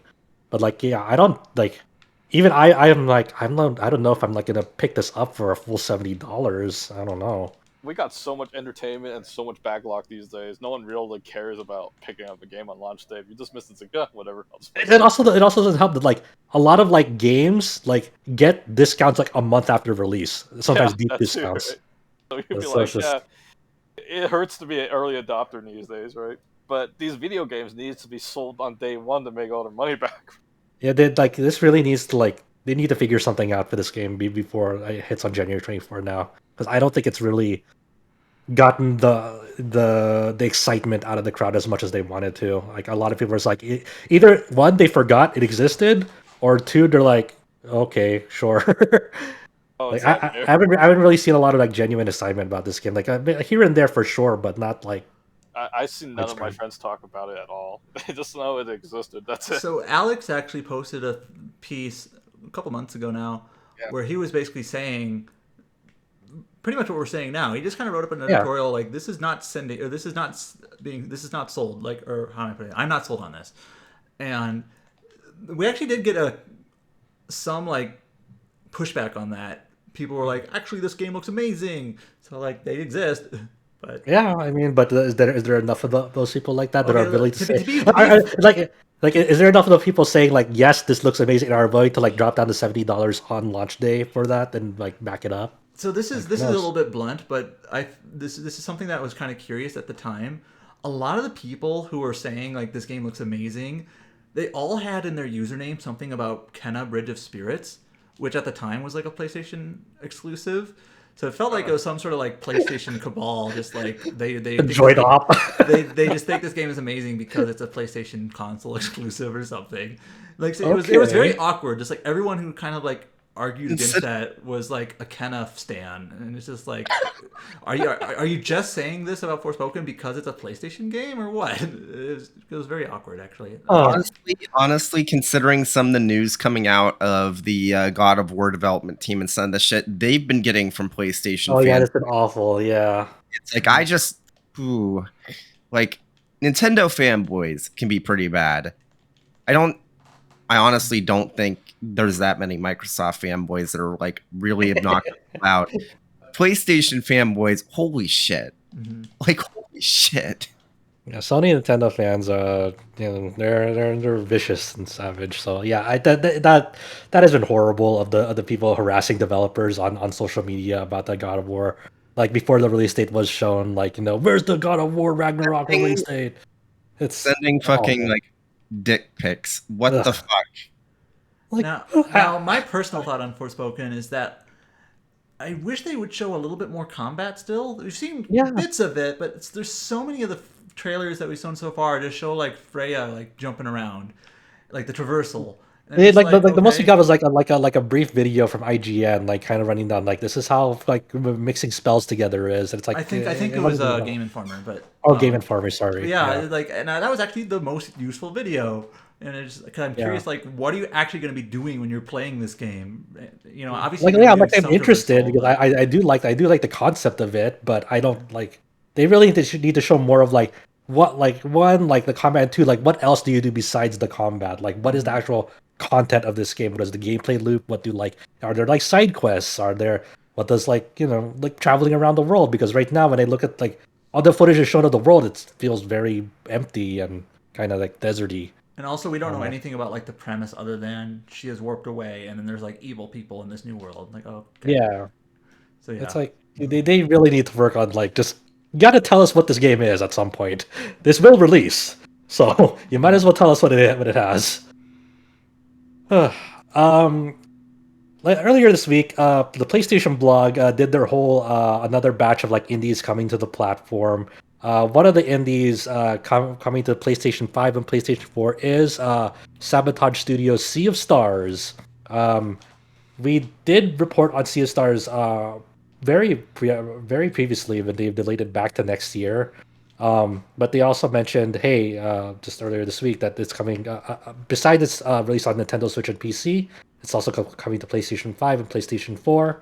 They released a new trailer with a lot of new footage in there, and and they kind of on the PlayStation blog they ran down some of like the basics of combat and their approach to it, along with like some mini clips to accompany the footage.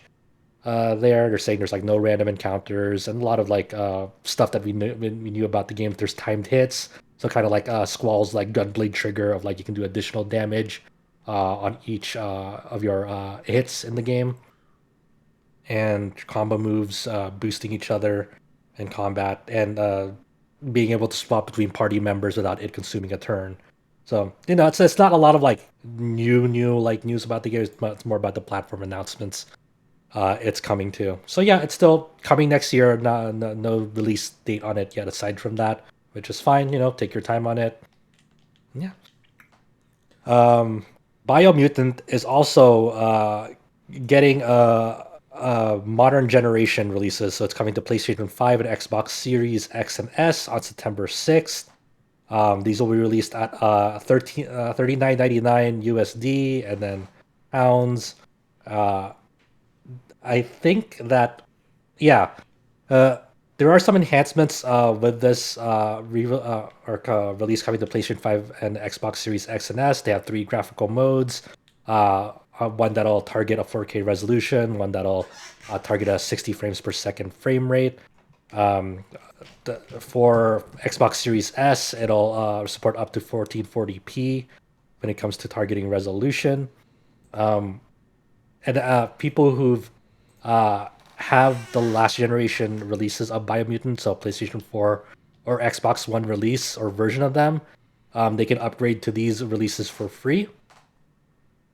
And I think that's about it. Obviously, it'll have They like all. previously announced, but they reported again that Biomutant has sold more than 1 million.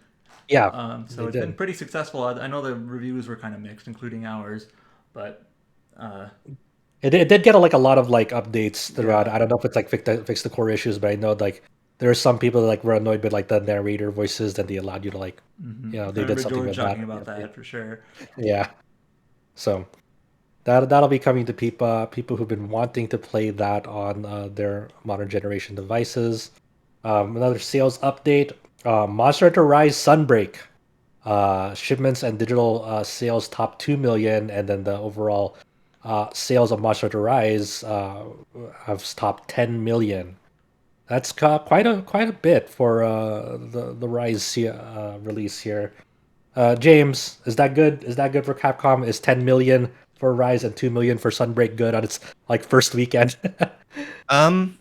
Well, yes. I mean, I have to remind myself that I'd say. this game is not on Xbox or PlayStation. Yep. So Yeah, and it Sunbreak coming out on both Switch and PC at the same time, like at long last. It's kind of weird to think, but like Sunbreak is like the first like simultaneous release between those platforms Yep. for that. So that's good to see. The Monster Hunter series continues to grow and grow and grow. A lot of people seem to be having a blast with Sunbreak, having a lot of time experimenting with like new weapons and their current weapons and seeing uh, how they switch up their playstyle.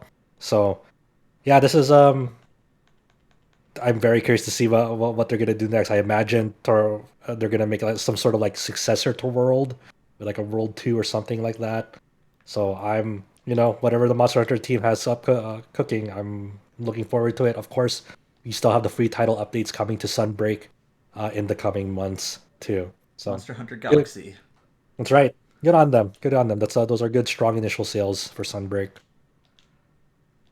Um, to top it off, this episode, I just decided, hey, we should have a fun VN corner because there have been some cool visual novel announcements that were announced at Anime Expo 2022. Oh yeah.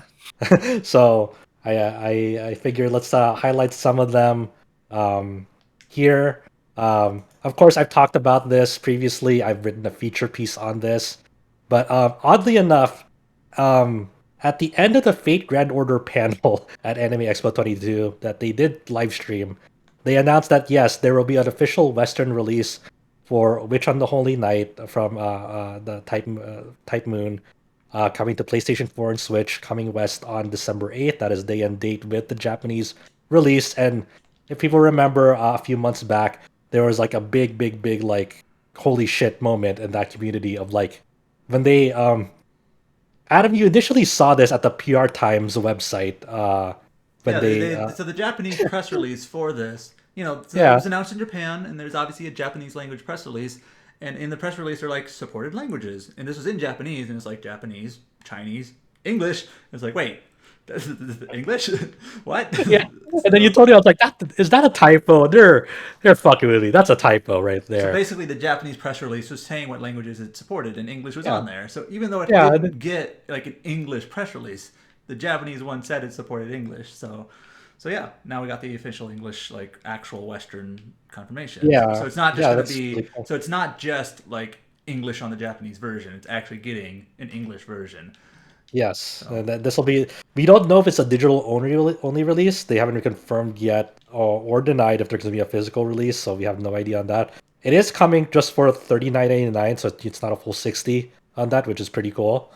And that's cool that like people now have like an official avenue that have to resort to like importing because once again, kind of like with like fan translations, almost like if there's an obstacle to like get the product that isn't just a simple hey click the buy button on the store page in Western storefronts, you lose more and more sales like that with every barrier of entry to that. So I think having an official release is it's awesome. It's awesome.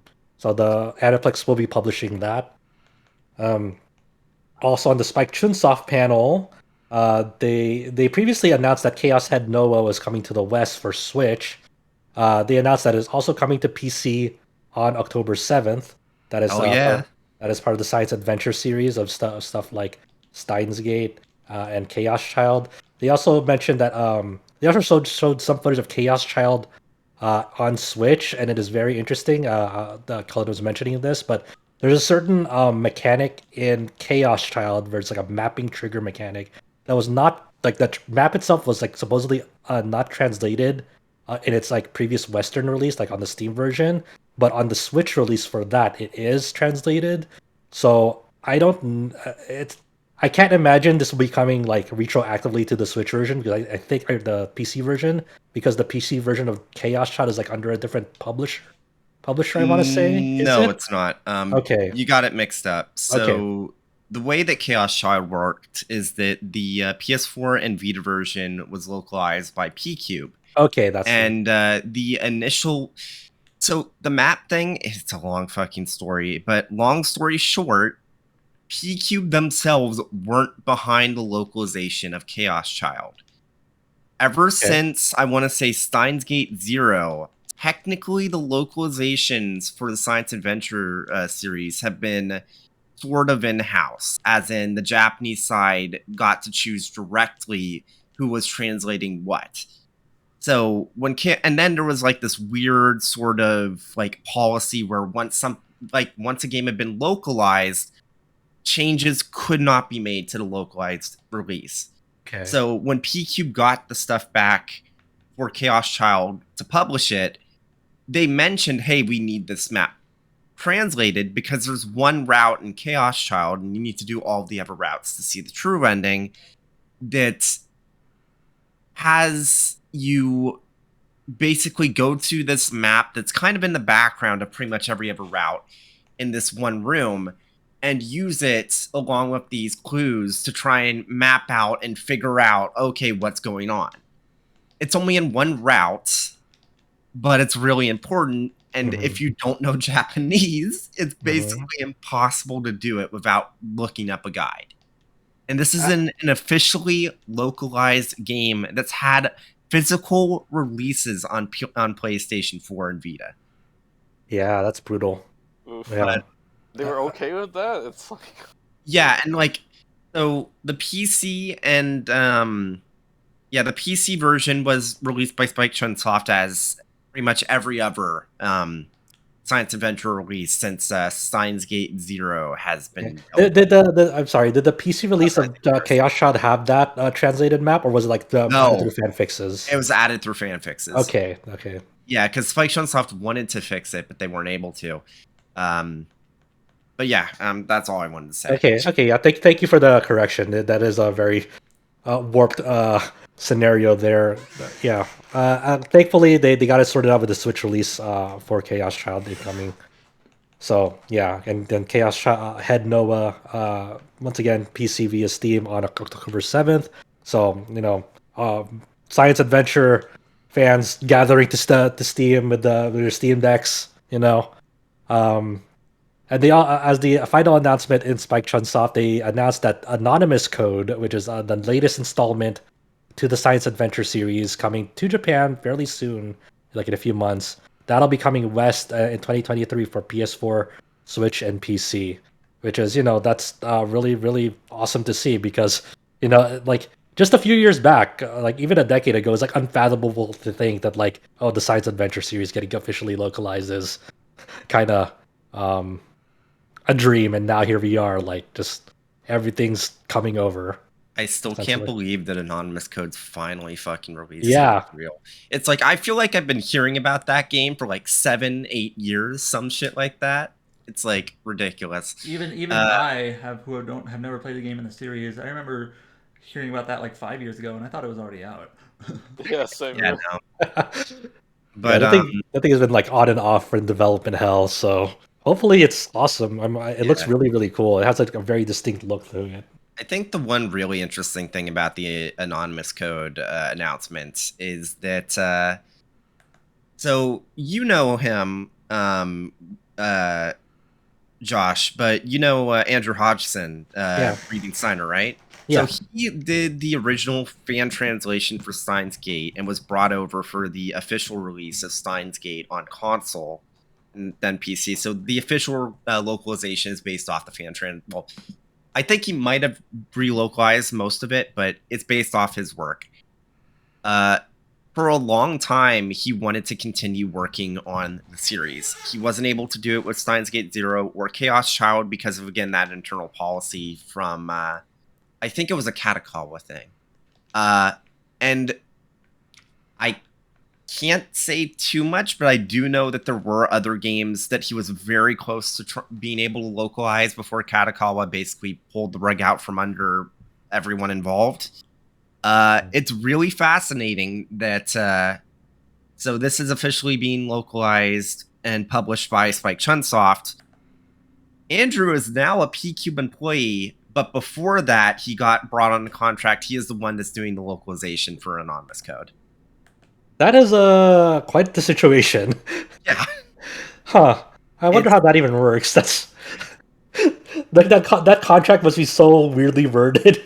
Yeah, I mean, I assume that P-Cube's going to be publishing the game in the UK, so it's like whatever. I'm sure there's like no bad blood between them. Yeah. But it's still very interesting, like that trail of events where it's like, God. But yeah, you know what? Good on him. You know, I it's assume well deserved. I assume just like a lot of employers, they probably have to like disclose conflicts of interest, sort of thing.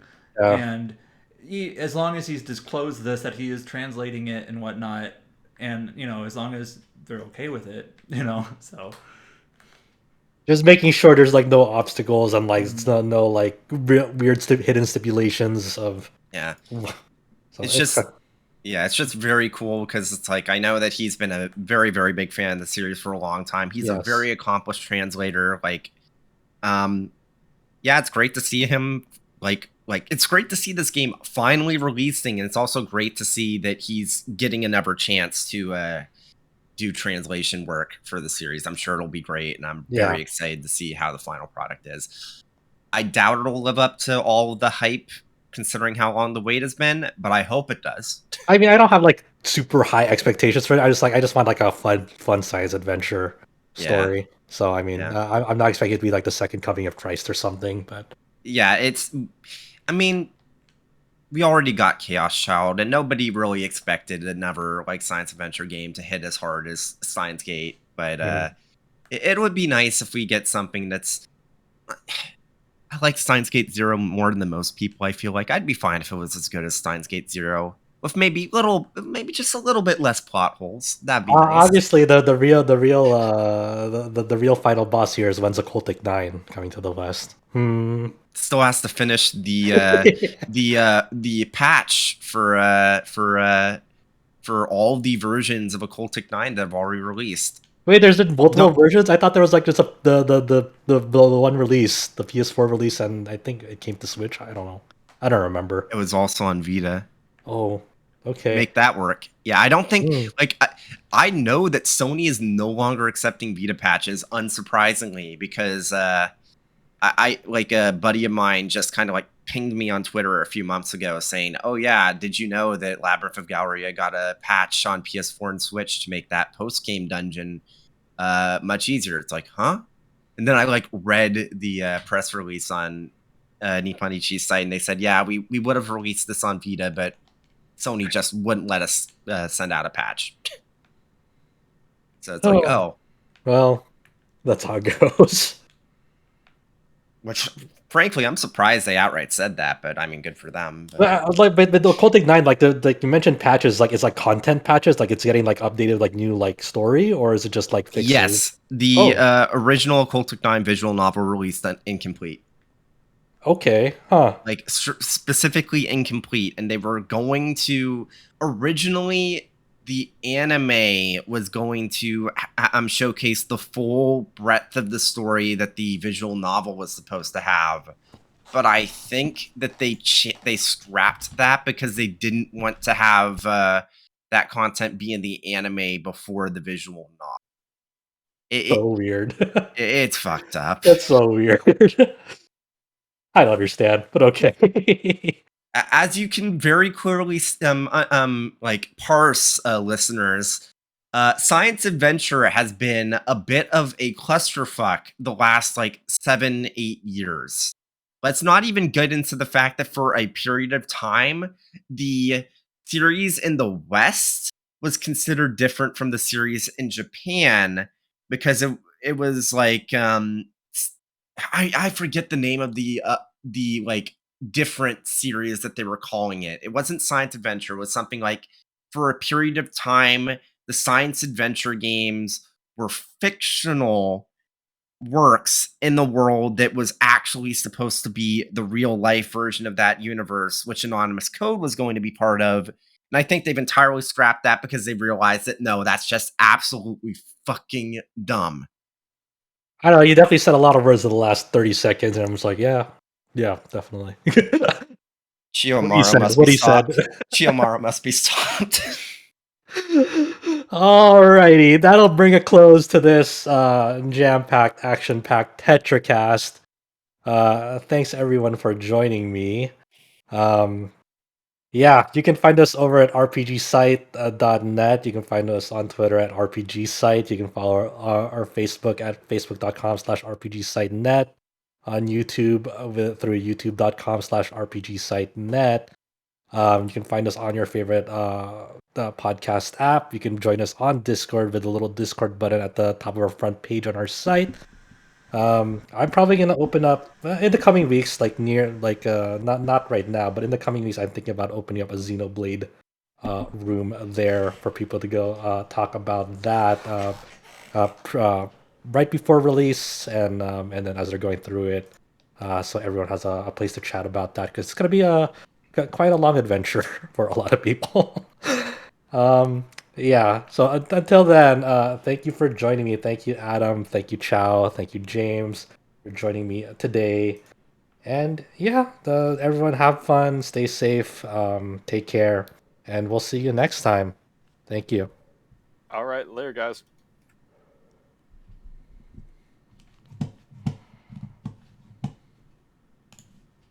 Yep.